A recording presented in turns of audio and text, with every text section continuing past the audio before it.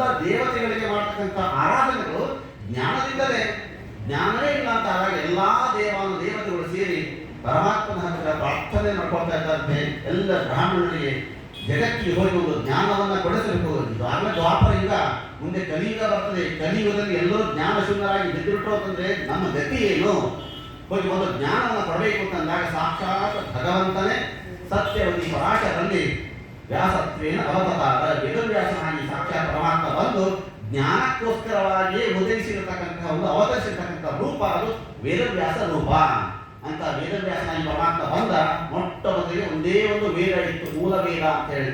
ಅದನ್ನ 4 ವಿಭಾಗವನ್ನಾಗಿ ಮಾಡ್ತಾ ಇದ್ದಾನೆ. ಋಗ್ಯಜುಃ ಅಥರ್ವವ್ಯಾಖ್ಯ ವೇದಶ್ಚತ್ವಾರ ಉದ್ಧತಃ ಇತಿಹಾಸ ಪುರಾಣಂಚ ಪಂಚಮೋ ವೇದ ಉಚ್ಯತೆ. 4 ವೇದಗಳ ವಿಭಾಗ ಆಯಿತು. ವೇದಗಳು ಅಂತಂದ್ರೆ ಅದು ಅಪೌರುಷೇಯವಾದಂತಹ ವೇದಗಳು. ವೇದ ಅತ್ಯಂತ ಪರಮ ಪ್ರಮಾಣವಾದದ್ದು, ಅದಕ್ಕೆ ಅಪೌರುಷೇಯ ಅಂತ ನಾವು ಹೇಳ್ತೇವೆ. ಪೌರುಷೇಯ ಗ್ರಂಥಗಳಲ್ಲಿ ಸ್ವಲ್ಪ ದೋಷಗಳನ್ನ ಎಣಿಸಲಿಕ್ಕೆ ಅವಕಾಶ ಇದೆ. ಅವನು ಬರದವನು ಅವನು ಹೇಗಿದ್ದೋ ಏನೋ, ಅವನು ಯಾವ ಬುದ್ಧಿ ಹಿಡ್ಕೊಂಡು ಬರೆದಿದ್ದೋ ಏನೋ. ಆದ್ರೆ ವೇದವನ್ನು ಯಾರೂ ಬರೆದವರಲ್ಲ, ಸಾಕ್ಷಾತ್ ಪರಮಾತ್ಮನೂ ವೇದವನ್ನ ಬರಲಿಲ್ಲ. ಇದ್ದ ವೇದವನ್ನೇ ವ್ಯಾಸ ವಿಸ್ತಾರವನ್ನಾಗಿ ಮಾಡಿ ವೇದ ವ್ಯಾಸ ಅಂತ ಹೊರತಾಗಿ ವೇದ ಕಥಾಚಾರ್ಯ ಅಂತ ಯಾರು ಇಲ್ಲ. ಇವತ್ತು ವೇದ ವ್ಯಾಸಾಚಾರ್ಯ ಇದ್ದಾರೆ ಎಲ್ಲರೂ. ವೇದವನ್ನು ವ್ಯಾಸ ಮಾಡಿದ್ರೆ ಹೊರತಾಗಿ ವೇದವನ್ನು ದೇವರು ಬರದವನಲ್ಲ. ಅದಕ್ಕಾಗಿ ಇದು ಅತ್ಯಂತ ಪ್ರಮಾಣವಾದದ್ದು, ಅತ್ಯಂತ ಶುದ್ಧವಾದದ್ದು. ಇಂತಹ ವೇದದಿಂದಲೇ ಸಾಕ್ಷಾತ್ ಪರಮಾತ್ಮನನ್ನು ನಾವು ತಿಳಿದುಕೊಳ್ಳಬೇಕು. ಪೌರುಷೇಯ ಅಪೌರುಷೇಯ ಅಂತಂದ್ರೆ ಏನಂದ್ರೆ ಒಂದೇ ಒಂದು ದೃಷ್ಟಾಂತ ಹೇಳ್ತೇನೆ. ಪೌರುಷೇಯ ಗ್ರಂಥಗಳು ಒಬ್ಬರು ಬರೆದಂತಹ ಗ್ರಂಥಗಳು, ಅಪೌರುಷೇಯ ಯಾರು ಬರದೇ ಇರತಕ್ಕಂತಹ ಗ್ರಂಥಗಳು.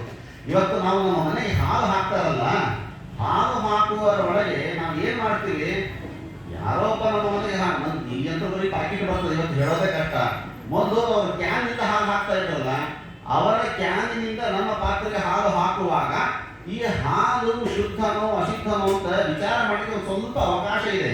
ಅವ ಕ್ಯಾನ್ ಸರಿ ತೊಳೆದಿದ್ದೋ ತೊಳೆದಿದ್ದಿಲ್ಲೋ, ಮುಸುರಿ ಇತ್ತೋ ಏನೋ, ಎಂಜಿಲ್ ಮಾಡಿದ್ನೋ ಏನೋ, ಒಂದು ಕ್ಯಾನು ಏನೋ ಸ್ವಲ್ಪ ಹಾಲು ಶುದ್ಧ ಅದನ್ನೋ ಇಲ್ಲ ತಂದು ಒಂದು ಕ್ಯಾನಿನಿಂದ ನಮ್ಮ ಕ್ಯಾನಿಗೆ ನಮ್ಮ ಪಾತ್ರೆಗೆ ಹಾಕಿದರೆ ಸ್ವಲ್ಪ ವಿಚಾರ ಮಾಡಲಿಕ್ಕೆ ಅವಕಾಶ ಇದೆ ನಮಗೆ, ಮುಸುರಿ ಇತ್ತೋ ಏನೋ ಅಂತ. ಆದರೆ ಕೇವಲ ನೇರವಾಗಿ ಆಕಳಿನ ಕೆಚ್ಚಲಿನಿಂದಲೇ ನಮ್ಮ ಪಾತ್ರೆಗೆ ಹಾಲು ಬೀಳ್ತಾ ಇದ್ದಾಗ ಅದರಲ್ಲಿ ಏನಾದರೂ ವಿಚಾರ ಮಾಡ್ತೀವ ನಾವು, ಇದು ಹಾಲು ಶುದ್ಧ ಅದನೋ ಅಶುದ್ಧ ಅದನೋ, ಆಕಳ ಕೆಚ್ಚಲು ಹೆಂಗಿತ್ತೋ ಏನೋ, ಮುಸುರಿ ಏನು ವಿಚಾರ ಮಾಡೋಲ್ಲ. ನೇರವಾಗಿ ಆಕಳಿನ ಕೆಚ್ಚಲಿನಿಂದಲೇ ಬಂದಂತಹ ಹಾಲು ಎಷ್ಟು ಶುದ್ಧವೋ ಅಷ್ಟು ಪರಮ ಪ್ರಮಾಣವಾದದ್ದು ವೇದ. ವೇದಕ್ಕೆ ವ್ಯಾಖ್ಯಾನ ರೂಪದಲ್ಲಿದ್ದದ್ದು ಇದು ಶ್ರೀಮದ್ ಭಾಗವತ. ಸರ್ವೋಪನಿಷದವು ಗಾವಃ ಗೌಥ ಗೋಪಾಲ ನಂದನ. ಆ ಯಾವ ಹಾಲು ಕರೆಯತಕ್ಕಂತಹ ವ್ಯಕ್ತಿ ಸಾಕ್ಷಾತ್ ಕೃಷ್ಣ ಪರಮಾತ್ಮನ ಹಾಲು ಕರೆದು ಕೊಟ್ಟಿದ್ದಾನೆ. ಅದನ್ನೇ ಶ್ರೀಮದ್ ಭಾಗವತ 17 ಪುರಾಣಗಳ ರಚನೆ ಆದ ಮೇಲೆ ನಾರದರ ಪ್ರಾರ್ಥನೆ ಅಂತ 18ನೇ ಪುರಾಣವನ್ನು ಶ್ರೀಮದ್ ಭಾಗವತ ಅನ್ನೋದನ್ನ ರಚನೆಯನ್ನು ಮಾಡಿ ಶುಕಾಚಾರ್ಯರಿಗೆ ಇದನ್ನ ಹೇಳಿ ಕಳಿಸಿದ. ರುದ್ರದೇವರ ಭಾಗ್ಯ ತಿಳಿದುಕೊಳ್ಬೇಕು. ರುದ್ರದೇವರು ಎಂಥ ಭಾಗ್ಯ ಏನೆಂದ್ರೆ, ರುದ್ರದೇವರು ನಮಗೆ 2 ಗಂಗೆಯನ್ನು ಕೊಟ್ಟಿದ್ದಾರೆ ನಮ್ಮ ಜಗತ್ತಿಗೆ. ಒಂದು ಜಡವಾಗಿರತಕ್ಕಂಥ ಸ್ನಾನ ಮಾಡತಕ್ಕಂಥ ನದಿ ನೀರಿನ ರೂಪದಲ್ಲಿ ಹರಿದಿರತಕ್ಕಂಥ ಒಂದು ಗಂಗೆ, ಇನ್ನೊಂದು ಗಂಗೆ ಭಾಗವತ ಎನ್ನುವ ಅದನ್ನು ಕೊಟ್ಟದ್ದು ರುದ್ರದೇವರೇ, ಇದನ್ನು ಕೊಟ್ಟದ್ದು ರುದ್ರದೇವರೇ. ಒಂದು ನದಿ ರೂಪದಲ್ಲಿ ಹರಿಯತಕ್ಕಂಥ ಗಂಗಾ ಅದು ರುದ್ರದೇವರ ಶಿಖಾದಿಂದ ಬಂದಿದೆ. ಭಾಗವತಿ ಎನ್ನುವ ಗಂಗಾ ಇದೇ ರುದ್ರದೇವರ ಮುಖದಿಂದ ಬಂದಿದೆ. ಒಂದು ಮುಖದಿಂದ ಒಂದು ಶಿಖದಿಂದ ಎರಡೂ ಬಂದದ್ದು ರುದ್ರದೇವರಿಂದಲೇ. ಒಬ್ಬರು ಶುಕಾಚಾರ್ಯರು ಸಾಕ್ಷಾತ್ ರೂಪದ ರುದ್ರದೇವರು ನಖದಿಂದ ಬಂದದ್ದು, ಪರಮಾತ್ಮನ ನಖದಿಂದ ಬಂದದ್ದು ಗಂಗೆ ಅದು ರುದ್ರದೇವರ ಶಿಖಕ್ಕೆ ಹೋಗಿ ಶಿಖರಿಂದ ಬಂದವಳು ಈ ಗಂಗೆ. ಆದರೆ ಭಾಗವತ ಗಂಗೆ ಅದೇ ರುದ್ರದೇವರೇ ಶುಕಾಚಾರ್ಯರಾಗಿ ಬಂದಾಗ ಅವರ ಮುಖದಿಂದ ಬಂದಂತಹ ಭಾಗವತ ಸಾಕ್ಷಾತ್ ವೇದವ್ಯಾಸ ದೇವರು ರಚಿಸಿಕೊಟ್ಟದ್ದು. ಜನ್ಮ ಯಸ್ಯ ಯತೋನ್ಮಯಾದಿತರತಃ ಚಾಸ್ತೆ ಸ್ವವಿಜ್ಞ ಸ್ವರಾಟ್ ತೇನೇ ಬ್ರಹ್ಮ ಹೃದಯ ಆದಿ ಕವಯೇ ಮುಖ್ಯಂತಿ ಎಂ ಸೂರಯಃ ತೇಜೋ ವಾಯುಮೃತಾಂ ಯಥಾ ವಿನಿಮಯೋ ಯತ್ರ ತ್ರಿಸರ್ಗೋ ಮೃಷಃ ಧಾಮ್ನಾ ಸ್ವೇನ ಸದಾ ನಿರಸ್ತ ಕುಹಕಂ ಸತ್ಯಂ ಪರಂ ಧೀಮಹಿ. ಸತ್ಯ ಶಬ್ದ ವಾಕ್ಯನಾದ ಪರಂ ಸರ್ವೋತ್ತಮನಾಗಿರತಕ್ಕಂಥ ಪರಮಾತ್ಮನನ್ನ ಧೀಮಹಿ ಧ್ಯಾನ ಮಾಡೋಣ. ಅನ್ನ ಪರಮಾತ್ಮನ ಧ್ಯಾನವನ್ನು ಮಾಡ್ತಾ ಧರ್ಮ ಪ್ರೋಚ್ಯತ ಕೈತವೋತ್ರ ಪರಮಃ ನಿರ್ಮತ್ಸರಾಣಾಂ ಸತಂ ವೇದ್ಯಂ ವಾಸ್ತವಮತ್ರ ವಸ್ತು ಶಿವನಂ ತಾಪತ್ರಯೋ ಮೂಲನಂ ಶ್ರೀಮದ್ ಭಾಗವತೆ ಮಹಾಮುನಿಹೃತೆ ಕಿಂವಾಪೈ ಈಶ್ವರಃ ಸದ್ಯೋ ಹೃದವೃತ್ತತೆ ಪ್ರಕೃತಿ ಶುಶ್ರೂಷಿಸ್ತಕ್ಷಣ. ಇದಕ್ಕೆ ಕೊಡ್ತಕ್ಕಂಥ ಫಲ ಏನು? ಭಾಗವತವನ್ನ ಹೇಳಿದವರಿಗೆ ಕೇಳಿದವರಿಗೆ ಸಿಗತಕ್ಕಂಥ ಫಲವನ್ನು ಕೂಡ ಅನ್ನುವಂಥ ಚತುಷ್ಟಯವನ್ನು ಕೂಡ ತಿಳಿಸಿಕೊಡ್ತಾ, ಯಾವ ಈ ಶ್ರೀಮದ್ ಭಾಗವತ ಎನ್ನುವುದೇ ಒಂದು ಹಣ್ಣು, ಮೋಕ್ಷ ರೂಪವಾಗಿರತಕ್ಕಂಥ ಹಣ್ಣನ್ನೇ ನಿಯಮಕಲ್ಪತರೋರ್ದಲಿತಂ ಫಲಂ ಶುಭಮುಖಾತಮತಂತ್ರಮ ಸಂಯುತಂ ಪಿಬತ ಭಾಗವತಂ ರಸಮಾಲಯ ಮುಹುರಹೋ ರಸಿಕ ಭೂಮಿ ಭಾವುಕ ಅಂತ ರಸಜ್ಞ ಭಾಗವತ ಎನ್ನುವ ಹಣ್ಣನ್ನು ನೀವು ಸ್ವಾದ ಮಾಡಬೇಕು. ಯಾವ ಈ ಹಣ್ಣು ಹೇಗೆ ಬಂತು ನಮ್ಮ ಕೈಗೆ ಇವತ್ತು ಅಂತಂದ್ರೆ ಅಗತ್ಯವನ್ನು ನಮಗೆ ಹೇಳ್ತಾರೆ. ಈ ಭಾಗವತವನ್ನು ಮೊಟ್ಟ ಮೊದಲು ನಮಗೆ ಕೊಟ್ಟದ್ದು ಸಾಕ್ಷಾತ್ ಪರಮಾತ್ಮ. ಪರಮಾತ್ಮ ತನ್ನ ಮಗನಾದ ಬ್ರಹ್ಮದೇವರಿಗೆ ಕೊಟ್ಟ, ಬ್ರಹ್ಮದೇವರು ತನ್ನ ಮಗನಾದ ನಾರದರಿಗೆ ಕೊಡ್ತಾರೆ, ನಾರದರು ವೇದವ್ಯಾಸ ದೇವರಿಗೆ ಪ್ರಾರ್ಥನೆ ಮಾಡಿಕೊಡ್ತಾರೆ. ಇದೇ ವೇದವ್ಯಾಸ ದೇವರು 4 ಶ್ಲೋಕದ ಭಾಗವತವನ್ನು 18,000 ಶ್ಲೋಕಾತ್ಮಕವಾಗಿ ವಿಸ್ತಾರವನ್ನಾಗಿ ಮಾಡಿ ಅದನ್ನು ತನ್ನ ಮಗನಾದ ಶುಕಾಚಾರ್ಯರಿಗೆ ಕೊಡ್ತಾರೆ. ಶುಕಾಚಾರ್ಯರನ್ನು ಪರೀಕ್ಷಿತ ರಾಜರಿಗೆ ಕೊಡ್ತಾರೆ. ಆವಾಗ ಸೂತಾಚಾರ್ಯ ಕೂತು ಕೇಳಿರ್ತಾರೆ, ಇದೇ ಸೂತರು ಈಗ ನೈಮಿಷಿ ಅನ್ವಿಷಕ್ತಿತ್ತು ಋಷಿಯ ಶಮನಕಾರ್ಯ ಸತ್ರಂ ಸ್ವರ್ಗಾಯ ಲೋಕಾಯ ಸಹಸ್ರ ಸಮಮಾಸದ ಶಮನಕರಿಗೆ ಬಂದು ಇನ್ನು ಉಪದೇಶವನ್ನು ಮಾಡ್ತಾ ಇದ್ದಾರೆ. ಇದು ಒಂದು ಆದಿಕ್ರಮವನ್ನು ಭಾಗವತ ತಿಳಿಸಿಕೊಡ್ತದೆ. ಇನ್ನೊಂದು ಕ್ರಮ ಹೇಳ್ತದೆ, ಸಾಕ್ಷಾತ್ ಪರಮಾತ್ಮ ಬ್ರಹ್ಮದೇವರಿಗೆ, ಬ್ರಹ್ಮದೇವರು ಶೇಷದೇವರಿಗೆ, ಶೇಷದೇವರು ಸಾಂಖ್ಯಾಯನರಿಗೆ, ಸಾಂಖ್ಯಾಯನವರು ಪರಾಶರರಿಗೆ, ಪರಾಶರರು ಮೈತ್ರೇಯರಿಗೆ ಉಪದೇಶವನ್ನು ಮಾಡ್ತಾರೆ, ಮೈತ್ರೇಯರು ಇನ್ನು ವಿದುರನಿಗೆ ಉಪದೇಶವನ್ನು ಮಾಡ್ತಾರೆ. ವಿದುರ ಮೈತ್ರೇಯರ ಸಂವಾದವನ್ನು ಯಾವ ಪರಿಚಿತ ಆವಿರ್ಭಾವ ಶುಕಾಚಾರ್ಯ ಸಂವಾದದಲ್ಲಿ ಮುಂದೆ ಏಕೀಕರಣವನ್ನು ಮಾಡಿಬಿಡ್ತಾರೆ. ವಿದುರನಿಂದ ಮತ್ತೊಂದು ಮುಂದೆ ಬರೆಯೋದಿಲ್ಲ. ಇದು ಭಾಗವತ ಭೂಮಿಯ ಬಂದದ್ದು ಮಾತ್ರ. ಇವತ್ತು ನಮ್ಮ ಕೈಗೆ ಸಿಕ್ಕದ್ದು ಮಾತ್ರ ಸೂತ ಶರ್ಮಕ ಸಂವಾದದಲ್ಲಿ ಬಂದಂತಹ ಶ್ರೀಮದ್ ಭಾಗವತ ಇವತ್ತು ನಮ್ಮ ಕೈಗೆ ಸಿಕ್ಕದ್ದು. ಅದು 5 ನೈಮಿಷಾರಣ್ಯ ಕ್ಷೇತ್ರದಲ್ಲಿ ಸೂತರು ಬಂದಾಗ ಶರಣಕರು ಅವರಿಗೆ ಪ್ರಶ್ನೆಯನ್ನು ಮಾಡಿದಾಗ ಧರ್ಮ ಶರಣಾಂಗ ಧರ್ಮ ಅಂತ ಅನ್ನೋದು ಯಾರನ್ನು ಶರಣ ಹೊಂದಿತು ಕಲಿಯುಗದಲ್ಲಿ ಅನ್ನೋ ಪ್ರಶ್ನೆಗೆ ಅನೇಕವಾಗಿರತಕ್ಕಂತಹ 22 ಪರಮಾತ್ಮ ಅವತಾರಗಳನ್ನು ಕೂಡ ತಿಳಿಸಿಕೊಡ್ತಾ, ಪರೀಕ್ಷಿತ ರಾಜನ ಜನನವನ್ನು ತಿಳಿಸಿಕೊಡ್ತಾ, ಇಂತಹ ಯಾವ ಪರೀಕ್ಷಿತ ರಾಜ ತಾನು ಪ್ರಾಯೋಪವೇಶಕ್ಕೆ ಕೂಡತಕ್ಕಂಥ ಒಂದು ಪ್ರಸಂಗ ಬಂದಿತ್ತು.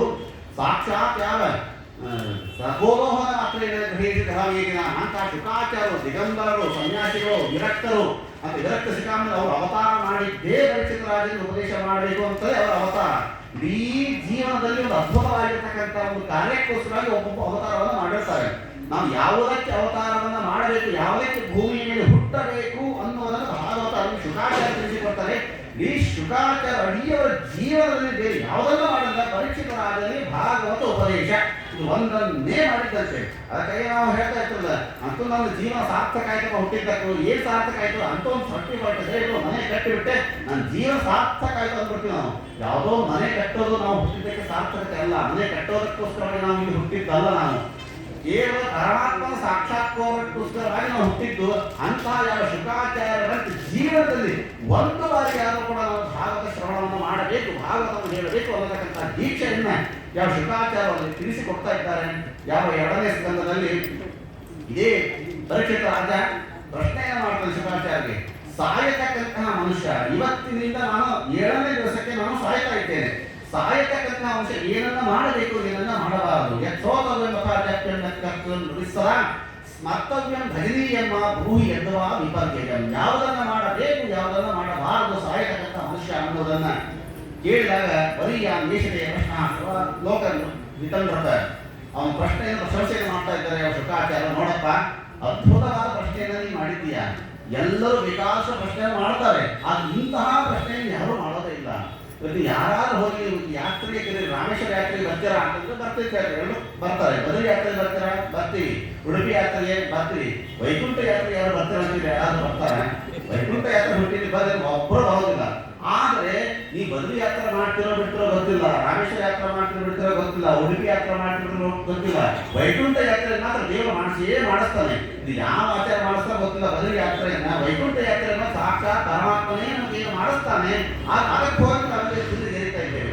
ಆ ವೈಕುಂಠ ಯಾತ್ರೆಗೆ ಹೋಗುವುದಕ್ಕಿಂತ ಮೊದಲಿಗೆ ನಾವು ಏನು ಮಾಡಬೇಕು, ಬದರಿ ಯಾತ್ರೆ ಹೋಗಿ ಎಲ್ಲ ನಾವು ಅವಲಕ್ಕಿ ಉಂಡಿ ಬಟ್ಟೆ ಬರೆ ಎಲ್ಲ ಚಳಿ ಇರ್ತದೆ, ಸೊಟ್ಟ ಹೋಗಿ ಇದೇನೋ ಬೇರೆ ಮಾಡ್ತೀವಿ. ಇಲ್ಲೇ ಅದು ಬದರಿಗೆ ಹೋಗಿ ಬರಲಿಕ್ಕೆ ನೀವು ಮುಂದೆ ಒಂದು ವಿಚಾರ ತಲೆಯಲ್ಲಿ ನಾನು ಬರೀ ಬದರಿಗೆ ಮಾತ್ರ ಹೋಗುವವನಲ್ಲ, ವೈಕುಂಠಕ್ಕೆ ನಾನು ಹೋಗೋದು, ವೈಕುಂಠ ಯಾತ್ರೆ ನಮ್ಗೆ ಹಾಗೇ ಆಗತ್ತೆ. ಅದಕ್ಕೆ ನಾನು ಏನು ತಯಾರಿ ಮಾಡ್ಕೊಳ್ಬೇಕು ಅನ್ನೋದನ್ನು ಇವತ್ತಿನಿಂದಲೇ ನಾವು ತಯಾರಿಯನ್ನು ಮಾಡ್ಕೊಳ್ಬೇಕಂತೆ. ಅದನ್ನೇ ಶುಕಾಚಾರ್ಯ ತಿಳಿಸಿಕೊಡ್ತಾರೆ. ಇಂತಹ ಯಾವ ಪ್ರಶ್ನೆಯನ್ನು ನೀನು ಮಾಡಿದ್ದೀಯಾ ಅಂತ ಹೇಳಿ ಪರಮಾತ್ಮನ 2 ಬದಲುಗಳನ್ನು ತಿಳಿಸಿಕೊಡ್ತಾ ಇದ್ದಾರೆ. ಪಾತಾಳನೇಕ ಸಿಹಿವಾರಂಭದ ಪಠಂತಿ ಪಾಟಿ ಪಡದೇ ರಸಾದನ ಸ್ಥೂಲ ರೂಪ ಹಾಗೂ ಸೂಕ್ಷ್ಮ ರೂಪದ 2 ಧ್ಯಾನವನ್ನು ತಿಳಿಸಿಕೊಡ್ತಾರೆ. ಈ ರೀತಿಯಾಗಿ ಪರಮಾತ್ಮನನ್ನು ನಾವು ಧ್ಯಾನವನ್ನು ಮಾಡಬೇಕು, ಸಕಾಮ ಕರ್ಮವನ್ನು ಬಿಡಬೇಕು, ನಿಷ್ಕಾಮ ಕರ್ಮವನ್ನು ಮಾಡಬೇಕು. ಇದು ಯಾವ 2ನೇ ಸ್ಕಂದದ ಸಾರಾಂಶವನ್ನು ಹೇಳ್ತಾ 3ನೇ ಸ್ಕಂದದಲ್ಲಿ ಈ ಶುಕಾಚಾರ್ಯ ಹೇಳಿದರು. ಹಿಂದೆ ಮೈತ್ರೇಯರು ವಿದುರನಿಗೆ ತತ್ವಗಳ ಉಪದೇಶವನ್ನು ಮಾಡಿದರು, ಭಾಗವತದ ಉಪದೇಶವನ್ನು ಮಾಡಿದರು. ಅದೇ ಭಾಗವತವನ್ನು ಇವತ್ತು ನಾನು ನಿನಗೆ ಉಪದೇಶವನ್ನು ಮಾಡ್ತೇನೆ ಅಂತ ಹೇಳಿದಾಗ ಯಾವಾಗ ವಿದುರ ಮೈತ್ರೇಯರಿಗೆ ಸಮಾಗಮ ಆಯಿತು ಅನ್ನೋದರ ಒಂದು ವಿಚಾರವನ್ನು ಕೂಡ ತಿಳಿಸಿಕೊಡ್ತಾರೆ. ಯುದ್ಧ ನಿಶ್ಚಯ ಅಂತ ಆದ ಮೇಲೆ ಇನ್ನು ಮುಂದೆ ನಾನು ಯುದ್ಧ ಮೈತ್ರಿಯರ ಭಾಗವತ ಕೌರವರ ಪಕ್ಷವೂ ಬೇಡ, ಪಾಂಡವರ ಪಕ್ಷವೂ ಬೇಡ, ನಾನು ತೀರ್ಥಯಾತ್ರೆಗೆ ಹೊರಡ್ತೇನೆ ಅಂತ ಹೇಳಿ ಅವ್ರು ತೀರ್ಥಯಾತ್ರೆ ಹೊರಡ್ತಾರೆ. ಅಲ್ಲಿ ಉದ್ಧವ ಸಮಾಗಮ ಆಗ್ತದೆ ಯಮುನಾ ತೀರದಲ್ಲಿ. ಅವರ ಮಾತಿನಂತೆಯೇ ಮೈತ್ರೇಯರು ಹರಿದ್ವಾರದಲ್ಲಿ ಅವರು ಕಾಯ್ತಾ ಕೊಡ್ತಿರ್ತಾರೆ ಅಂತ ಯಾವ ಮೈತ್ರೇಯರ ಸಮಾಗಮದಿಂದಾಗಿ ಅದ್ಭುತವಾಗಿರ್ತಕ್ಕಂಥ ಪ್ರಶ್ನೆಯನ್ನು ಬಂದಿದೆ. ಉತ್ತರ ರೂಪದಲ್ಲಿ ಶ್ರೀಮದ್ ಭಾಗವತ ಬರ್ತಾ ಇದೆ. ಜನಸ್ಯ ಕೃಷ್ಣ ವಿಮುಖಸ್ಯ ದೈವ ಅಧರ್ಮ ಶೀಲಸ್ಯ ಸುವಿಚ್ಚಿತಸ್ಯ ಅನುಗ್ರಹ ಏಹ ಚರಂತಿ ನೂನಂ ಭೂತಾನಿ ಭವ್ಯಾನಿ ಜನಾರ್ದನಸ್ಯ. ಅಂತ ಯಾವ ಮಂದಮತಿಗಳಾಗಿರ್ತಕ್ಕಂಥ ಯಾವ ಕಲಿಯುಗದಲ್ಲಿರ್ತಕ್ಕಂಥ ಜನರು ಏನಿದ್ದಾರಲ್ಲ ದೈವಕ್ಕೆ ವಿಮುಖರಾಗಿದ್ದಾರೆ. ವಿಮುಖ ದೈವಸ್ಯ ಅತಏವ ಸುವಿಚ್ಚಿತಸ್ಯ. ಅದಕ್ಕಾಗಿ ದುಃಖ ಪಡ್ತಾ ಇದ್ದೇವೆ. ನಾವೆಲ್ಲರನ್ನು ಕೂಡ ದೈವಕ್ಕೆ ವಿಮುಖರಾಗಿರ್ತಕ್ಕಂಥ ನಮ್ಮ ಮುಖವನ್ನ ಮತ್ತೆ ದೈವದ ಕಡೆಗೆ ತಿರುಗಿಸುವುದಕ್ಕೋಸ್ಕರವಾಗಿ ನಿಮ್ಮಂಥ ಮೈತ್ರಿಯರು ಸಾಧು ಸಂತರು ಸನ್ಯಾಸಿಗಳು ಸಂಚಾರವನ್ನು ಮಾಡ್ತಾ ಇದ್ದೀರಾ. ನೀವು ಭಾಗವತ ದಾಸರು ಉಪದೇಶವನ್ನು ಮಾಡಬೇಕು ಅಂತ ಹೇಳಿದಾಗ ಅದ್ಭುತವಾಗಿರ್ತಕ್ಕಂಥ ಸೃಷ್ಟಿಕ್ರಮವನ್ನೆಲ್ಲವೂ ಕೂಡ ನಿಮ್ಮನ್ನು ವಿಸ್ತಾರವಾಗಿ ನೀವು ಕೇಳಿದ್ದೀರಿ. ಪಾದನ ಸೃಷ್ಟಿಯಲ್ಲಿ ಬರತಕ್ಕಂಥ ಒಂದು ಬ್ರಹ್ಮಾಂಡದ ಸೃಷ್ಟಿ, ಪಿಂಡಾಂಡದ ಸೃಷ್ಟಿ, ಉತ್ಸವತಸ್ಸು, ಅರ್ವಾತ್ಸವತಸ್ಸು, ತ್ರಿಯತ್ಸವತಸ್ಸು, ತ್ರಿಯತ್ಸವತಸ್ಸು ಅನೇಕವಾಗಿರ್ತಕ್ಕಂಥ ವಿಧಗಳನ್ನು, ಉತ್ಸವತಸ್ಸಲ್ಲಿ ಒಟ್ಟು 6 ರೀತಿಯಾಗಿರ್ತಕ್ಕಂಥ ಬಗೆಗಳನ್ನು, ಕ್ಷೇಚರ, ಭೂಚರ, ಜಲಚರ ಎಲ್ಲ ಸೃಷ್ಟಿಕ್ರಮವನ್ನು ನಾವು ತಿಳಿಸಿಕೊಡ್ತಾ ಮುಂದೆ ಮಾನವನ ಸೃಷ್ಟಿಯನ್ನು ತಿಳಿಸಿಕೊಡ್ತಾರೆ. ಸಾಕ್ಷಾತ್ ಯಾವ ಬ್ರಹ್ಮದೇವರು ಅಯ ಕಾಯ ಇತ್ಯ ವಿಧೀಯತೆ ಬ್ರಹ್ಮದೇವರು ಅಯ್ಯನ್ನು ಆರಿಸಿಕೊಂಡದ್ದರಿಂದಾಗಿ ಈ ದೇಹಕ್ಕೆ ಕಾಯ ಕಾಯ ಅಂತ ಅನಿಸಿಕೊಳ್ತಾ ಇದೆ. ಅಂತಹ ಯಾವ ಬ್ರಹ್ಮದೇವರು ಒಟ್ಟು 2 ರೂಪದಲ್ಲಿ ಕಾದ್ರೆ ಶತರೂಪ ಹಾಗೂ ಸ್ವಯಂಭವ ಮನು, ಒಂದು ಗಂಡು ಹೆಣ್ಣಿನ ಮಿಥುನಿ ಭಾವದ ಸೃಷ್ಟಿಯನ್ನು ಹೇಳ್ತಾರೆ. ಅವರಿಗೆ ಒಟ್ಟು 5 ಜನ ಮಕ್ಕಳಾಗಿ ಬಂದರು. ಸ್ವಯಂಭವ ಮನು ಹಾಗೂ ಶತರೂಪ ದೇವಿಯರಿಗೆ ಪ್ರಿಯವ್ರತ, ಉತ್ತಾನಪಾದ, ದೇವಹೂತಿ, ಆಕೂತಿ, ಪ್ರಸೂತಿ ಒಟ್ಟು 3 ಹೆಣ್ಣು 2 ಗಂಡು.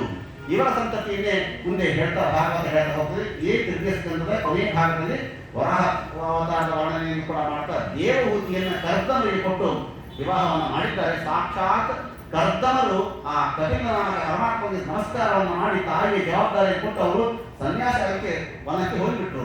ಇದೇ ತಾಯಿಯ ಮುಂದೆ ಅದ್ಭುತವಾಗಿರ್ತಕ್ಕಂಥ ತತ್ವಗಳ ಉಪದೇಶವನ್ನು ಮಾಡಿದ ಸಾಂಖ್ಯಶಾಸ್ತ್ರ, ಅಪರಶಾಂಖ್ಯಶಾಸ್ತ್ರವನ್ನ ಉಪದೇಶ ಮಾಡಿದ ಮಹಾನುಭಾವ ಅಂತಂದ್ರೆ ಯಾವ ಕಪಿಲ ನಾಮಕ ಪರಮಾತ್ಮ.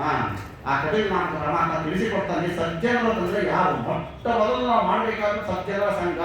ಸಜ್ಜನರು ಅಂತಂದ್ರೆ ಹೇಗಿರ್ತಾರೆ? ತಿತಿಕ್ಷವ, ಕಾರುಣಿಕ, ಸುಹೃದ, ಸರ್ವದೇಹಿನ, ಅಜಾತಶತ್ರು, ಶಾಂತ, ಸಾಧವ, ಸಾಧುಭೂಷಣ, ಮೈ ಅನನ್ಯ ಭಾವೇನ ಭಕ್ತಿ ಕುರುವಂತೆ ದೇವರಾಂ. ಯಾರು ನನ್ನನ್ನು ಅನನ್ಯ ಭಾವದಿಂದ ಭಜಿಸ್ತಾರೋ ಪೂಜಿಸ್ತಾರೋ ಅವರು ಸಜ್ಜನರು. ಅಂತಹ ಸಜ್ಜನರ ಸಮಾಗಮವನ್ನು ನಾವು ಮಾಡಬೇಕು.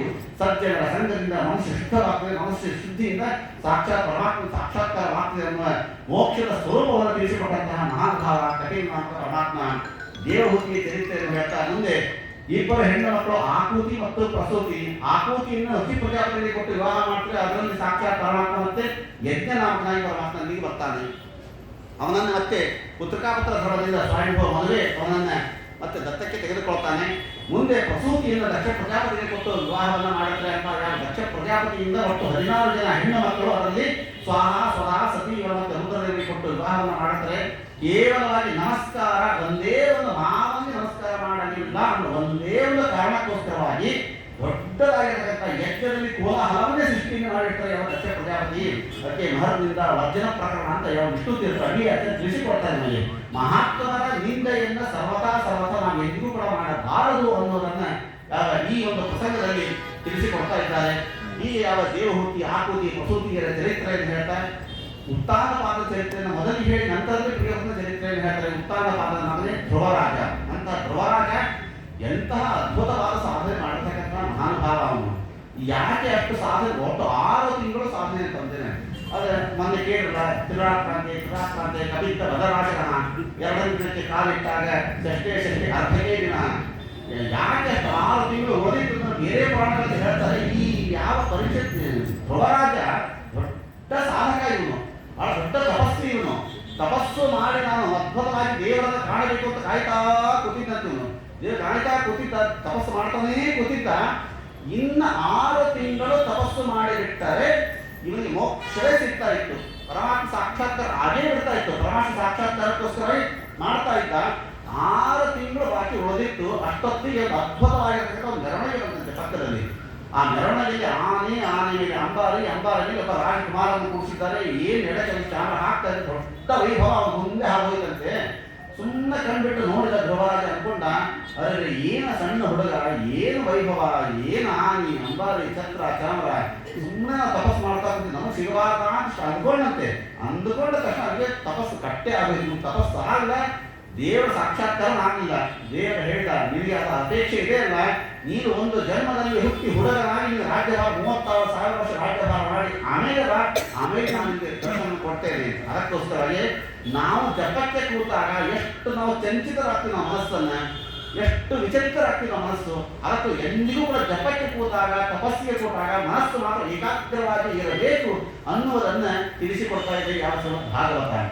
ಮುಂದೆ ಯಾವ ಧ್ರುವರಾಜನ ಕಥೆಯಲ್ಲಿ ಅಂಗರಾಜ ಬರ್ತಾನೆ, ಪೃಥುಚಕ್ರವರ್ತಿ ಬರ್ತಾನೆ, ಪ್ರಾಚೀನ ಬರಿ ಬರ್ತಾನೆ. ಪ್ರಾಚೀನ ಬರಿಯನ್ನು ನಿಮಿತ್ತ ಮಾಡಿಕೊಂಡು ಪುರಂಜಲೋಪಾಖ್ಯಾನ ಅದ್ಭುತವಾಗಿರ್ತಕ್ಕಂಥ ದೊಡ್ಡದಾದ ನಮ್ಮ ಜೀವನಕ್ಕೆ ಬೇಕಾಗಿರ್ತಕ್ಕಂಥ ಮಾರ್ಮಿಕವಾಗಿರ್ತಕ್ಕಂಥ ಕಥೆಯನ್ನೇ ತಿಳಿಸಿಕೊಡ್ತಾ ಇದ್ದಾನಂತೆ ಯಾವ ಭಾಗವತದಲ್ಲಿ. ಮುಂದೆ 5ನೇ ಸ್ಕಂದದಲ್ಲಿ ಪ್ರಿಯವ್ರತರಾಜನ ಚರಿತ್ರೆಯನ್ನು ತಿಳಿಸಿಕೊಡ್ತಾರೆ. ಪ್ರಿಯವ್ರತ ಮದುವೆಯೇ ಬೇಡ ಅಂತ ಕೂತಂತ ಮಹಾನುಭಾವ ಕೊನೆಗೆ ಬ್ರಹ್ಮದೇವರು ಬಂದು ಅವರಿಗೆ ಹೇಳ್ತಾರೆ, ನೋಡಪ್ಪ ಯಾರ್ಯಾರಿಗೆ ಯಾವ ಮಾರ್ಗದಲ್ಲಿ ನೀವು ಸಾಧನೆ ಆಗಬೇಕು ಅದೇ ಸಾಧನೆ ಆಗಬೇಕು, ಗೃಹಸ್ಥನಾಗಿ ನೀವು ಸಾಧನೆಯನ್ನು ಮಾಡಿ ಹೇಳಿದಾಗ ಮುಂದೆ ಇವನ ಮಗನಾಗಿ ಅಭಿಮಿತ್ರ ಬರ್ತಾನೆ. ಅವನ ಮಗನೇ ನಾಭಿ ಬೇರು ಇವರ ಮಕ್ಕಳ ಸಾಕ್ಷಾತ್ ಇವರ ಪರಂಪರೆಯಲ್ಲಿ ನೇರು ಮಗನಾಗಿ ಸಾಕ್ಷಾತ್ ಪರಮಾತ್ಮ ಅವತಾರ ಋಷಭನಾಮಕ ಪರಮಾತ್ಮ ಅವತಾರವನ್ನು ಮಾಡ್ತಾ ಇದ್ದಾನೆ. ಈ ಋಷಭನಾಮಕ ಪರಮಾತ್ಮನಿಗೆ ಇಂದ್ರನ ಮಗಳಾಗಿರ್ತಕ್ಕಂಥ ಜಯಂತಿಯನ್ನು ಮದುವೆ ಮಾಡಿಕೊಟ್ಟಾಗ ಇವರಲ್ಲಿ ಹುಟ್ಟಿ ಬರ್ತಕ್ಕಂಥ ಒಟ್ಟು 100 ಜನ ಮಕ್ಕಳಲ್ಲಿ ಬರ್ತಾರೆ. ಯಾವ ಋಷಭನಾಮಕ ಪರಮಾತ್ಮನಿಗೆ ಧೃತರಾಷ್ಟ್ರನಿಗೂ 100 ಜನ, ಋಷಭನಾಮಕ ಪರಮಾತ್ಮನಿಗೂ 100 ಜನ. ಈ 100 ಜನರು ಸಾತ್ವಿಕರೇ. ಧೃತರಾಷ್ಟ್ರದ ಮಕ್ಕಳು 100 ಜನರು ದುಷ್ಟರೇ. ಯಾಕೆಂದ್ರೆ ಕಣ್ಣೇ ಇಲ್ಲದೆ ಇರತಕ್ಕಂಥ ವ್ಯಕ್ತಿಯ ಮಕ್ಕಳಾಗಿ ಹುಟ್ಟತಕ್ಕಂಥ ಕುರುಡರಾಗೇ ಬಂದವರಲ್ಲ 100 ಜನ. ಇವನು ಅನಂತಾಕ್ಷರಾಗಿರ್ತಕ್ಕಂಥ ಪರಮಾತ್ಮನ ಮಕ್ಕಳಾಗಿ ಬಂದವಲ್ಲ ಯಾವ ಋಷಭನಾಮಕ ಪರಮಾತ್ಮನ ಮಕ್ಕಳು ಎಲ್ಲ ರೀತಿಯಾದ ಉಪದೇಶವನ್ನು ಮಾಡಿದ. ಅದರಲ್ಲಿ ಆ 100 ಜನರಲ್ಲಿ ಹಿರಿಯ ಮಗನೇ ಭರತ ಚಕ್ರವರ್ತಿ ಅಂತ ಆಗಿ ಬರ್ತಾ ಇದ್ದಾನೆ. ಅಂತ ಯಾವ ಒಬ್ಬ ಭರತನಾಗ ಇನ್ನು 9 ಜನ ನವದ್ವೀಪಕ್ಕೆ ಅಧಿಪತಿಗಳಾಗಿ ಅವರು ಬರ್ತಾ ಇದ್ದಾರೆ. 90 ಜನರಲ್ಲಿ 81 ಜನ ಕರ್ಮದಲ್ಲಿ ಆಸಕ್ತರಾಗಿ ಅವರು ಬ್ರಾಹ್ಮಣರಾಗಿ ಅವರು ಉಳಿತಾರೆ. ಇನ್ನು ಉಳಿದವರೇ 9 ಜನ. ಅವರನ್ನು ನಾವು ಜಯಂತಿಯರು ಅಂತ ಹೇಳ್ತೀವಿ. ಅವರೇ ಕವಿ, ಹರಿ, ಅಂತರಿಕ್ಷ, ಬೌದ್ಧ, ವಿಪಲಾಯನ, ಆವಿರ್ಹೋತ್ರ, ಧ್ರುವಿನ, ಚಮಸ, ಕರಭಾಜನ ಅಂತೇಳಿ ಇವರನ್ನ 11ನೇ ಸ್ಕಂದದಲ್ಲಿ ಇವರು ಉಪನ್ಯಾಸವನ್ನ ಯಾವ ನಿಮಿ ಚಕ್ರವರ್ತಿಗೆ ಯಾವ ರೀತಿಯಾಗಿ ಮಾಡಿದ ಅನ್ನೋ ಭಾಗವನ್ನು ನಾವು ನಿನ್ನೆ ದಿವಸ ನಾವು ನೋಡಿದ್ದೇವೆ. ಈ ರೀತಿ ಪ್ರಿಯವ್ರತದ ಚರಿತ್ರೆಯನ್ನು ಕೂಡ ತಿಳಿಸಿಕೊಡುತ್ತಾ ಮುಂದೆ ಅಖಂಡವಾಗಿರ್ತಕ್ಕಂಥ ಭೂಗೋಳ ಖಗೋಳಗಳ ವರ್ಣನೆ, ನರಕದ ವರ್ಣನೆ, ಈ ನರಕದಿಂದ ಪಾರಾಗತಕ್ಕಂಥ ಬಗೆಯನ್ನು ಯಾವ ಪರಿಚಿತರಾದ ಪ್ರಶ್ನೆಯನ್ನು ಮಾಡಿದಾಗ ಕೇವಲವಾಗಿ ನಾರಾಯಣನ ನಾಮ ಸ್ಮರಣೆಯಿಂದ ಮಾತ್ರ ಸಾಧ್ಯವೇ ಹೊರತಾಗಿ ಬೇರೆ ಯಾವ ಕರ್ಮದಿಂದ ಪ್ರಾಯಶ್ಚಿತ್ತ ಪಶ್ಚಾತ್ತಾಪದಿಂದ ಸರ್ವತಾ ಸಾಧ್ಯ ಇಲ್ಲ. ಕರ್ಮದಿಂದ ನಾವು ಒಂದು ಕರ್ಮಗಳನ್ನ ತೊಳ್ಕೊಳ್ಳಿಕ್ಕೆ ಸಾಧ್ಯವಾಗೋದಿಲ್ಲ. ಪರಮಾತ್ಮನ ನಾಮಸ್ಮರಣೆಯಿಂದಲೇ ಯಾವಾಗ ಪಶ್ಚಾತ್ತಾಪವಾಗಬೇಕಂತೆ ಪ್ರಾಯಶ್ಚಿತ್ತ ಮಾಡ್ಕೊಳ್ಬೇಕು. ನಾರಾಯಣ ನಾಮಸ್ಮರಣೆ ದೂರೇ ಕೀಳದ ಆಸಕ್ತ ಪುತ್ರ ನಾರಾಯಣ ಆಗ್ತದೆ ಅಂತ ನಾರಾಯಣನ ನಾಮಸ್ಮರಣೆಯಿಂದ ಕೋಟಿ ಕೋಟಿ ಪಾಪವನ್ನು ಸುಟ್ಟು ಹಾಕತಕ್ಕಂಥ ಶಕ್ತಿ ನಮ್ಮ ನಾರಾಯಣನ ನಾಮಸ್ಮರಣೆಗೆ ಉಂಟು ಅಂತ ಅದರ ಮಹಿಮೆಯನ್ನು ಕೂಡ ತಿಳಿಸಿಕೊಡ್ತಾನೆ. ಮುಂದೆ ಯಾವ ದಕ್ಷ ಪ್ರಜಾಪತಿ ಹಾಗೂ ಪ್ರಚೇತಸರ ಮಗನಾಗಿ ಬಂದಿರತಕ್ಕಂಥ ದಕ್ಷ ಪ್ರಜಾಪತಿ ಕಥೆಯನ್ನು ಹೇಳ್ತಾರೆ. ಇದೇ 10 ಜನ ಪ್ರಚೇತಸರು ಮಹಾವಿಷಾವನ್ನು ಮದುವೆ ಮಾಡ್ಕೊಳ್ತಾರೆ. ಇವರಲ್ಲಿ ಬರುವುದೇ ದಕ್ಷ ಪ್ರಜಾಪತಿ. ದಕ್ಷ ಪ್ರಜಾಪತಿ 5 ಜನನ ಮಗಳಾಗಿರ್ತಕ್ಕಂಥ ಅಶಕ್ತಿಯನ್ನು ಮದುವೆ ಮಾಡ್ಕೊಳ್ತಾನೆ. ಇವರಿಗೆ ಮತ್ತೆ ಒಂದು 10,000 ಜನ ಮಕ್ಕಳಾಗಿ ಬರ್ತಾರೆ. ಹರಿಯೇಶ್ವರು, ಶಬಲಾಶ್ವರು ಇವರ ಕಥೆಯನ್ನು ಹೇಳ್ತಾ ಮುಂದೆ 60 ಜನ ಹೆಣ್ಣು ಮಕ್ಕಳನ್ನು ಕೊಟ್ಟು ವಿವಾಹವನ್ನು ಮಾಡ್ತಾರೆ. ಅದರಲ್ಲಿ ಬರ್ತಕ್ಕಂಥ ಕಶ್ಯಪನ ಸಂತತಿ ಇಡೀ ಜಗತ್ತೆಲ್ಲ ಹರಿದು ಬರ್ತದೆ, ಬೆಳೆದು ಬರ್ತದೆ. ದ್ವಿತೀಯ ಮಕ್ಕಳಾಗಿ ದೈತ್ಯರು, ಅದಿತಿಯ ಮಕ್ಕಳಾಗಿ ದೇವತೆಗಳು, ದಂದಿನ ಮಕ್ಕಳಾಗಿ ದಾನವರು, ಕದ್ರುವಿನ ಮಕ್ಕಳಾಗಿ ನಾಗ ಸಂತತಿಗಳು ಎಲ್ಲ ಭೂಮಂಡಲದೆಲ್ಲ ವ್ಯಾಪಿಸೋದು ಈ ಯಾವ ಕಶ್ಯಪನ ಸಂತತಿಯಿಂದ ಬರುವುದು. ಅಂತಹ ಯಾವ ಕಶ್ಯಪರ ಮಕ್ಕಳಾಗಿರ್ತಕ್ಕಂಥ ದಿತಿ ಮತ್ತು ಅದಿತಿಯ ಮಕ್ಕಳಾದ ದೇವತೆಗಳು ದಾನವರಲ್ಲಿ ಮತ್ತೆ ಸುತ್ತ ಕಲಹ ತಂದದಲ್ಲಿ ಕಂಡು ಬಂದಾಗ ಯಾವ ದೈತ್ಯರಿಗೆ ಏನಾದರೂ ಜಯವಾದಾಗ ಅದಿತಿ ವ್ರತವನ್ನು ಮಾಡ್ತಾ ಇದ್ದಾಳೆ, ದೇವತೆಗಳಿಗೆ ಜಯವಾದಾಗ ದಿತಿ ವ್ರತವನ್ನು ಮಾಡ್ತಾ ಇದ್ದರು. ಕೂಸವನ್ನು ವ್ರತ ಇರತಕ್ಕಂಥ ವ್ರತವನ್ನ ಮಾಡಿ ಇಂದ್ರನನ್ನು ಕೊಲ್ಲತಕ್ಕಂಥ ಮಗನನ್ನು ಪಡೀಲಿಕ್ಕೆ ಹೋಗ್ತಾರೆ. ಕೊನೆಗೆ ಯಾವ ಇಂದ್ರದೇವರು ಬಂದು ಸೇವೆಯನ್ನು ಮಾಡಿ ಗರ್ಭದಲ್ಲಿ ಪ್ರವೇಶವನ್ನು ಮಾಡಿದಾಗ ತುಂಡು ಕತ್ತು ಮಾಡ್ತಾರಲ್ಲ 49 ಮರುದ್ಗಣಗಳ ಸೃಷ್ಟಿಯನ್ನು ಕೂಡ ಷಷ್ಠಸ್ಕಂದದ ಕೊನೆಯ ಭಾಗದಲ್ಲಿ ತಿಳಿಸಿಕೊಡ್ತಾರೆ. ಈ ಮಧ್ಯದಲ್ಲಿ ನಾರಾಯಣ ವರ್ಣದ ಅದ್ಭುತವಾಗಿರ್ತಕ್ಕಂಥ ಚರಿತ್ರೆ, ವೃತ್ತಾಸನ ಸಂಹಾರದ ಚರಿತ್ರೆಯನ್ನು ಕೂಡ ತಿಳಿಸಿಕೊಡ್ತಾರೆ. ಮುಂದೆ ಇದೆಲ್ಲವನ್ನ ಕೇಳಿದಾಗ ಪರಿಚಿತರಾಗಿ ಅನಿಸ್ತಾ ಇದೆ ಅಂತ ಯಾಕೆ ಪರಮಾತ್ಮ ಹೀಗೆ ಮಾಡ್ತಾನ?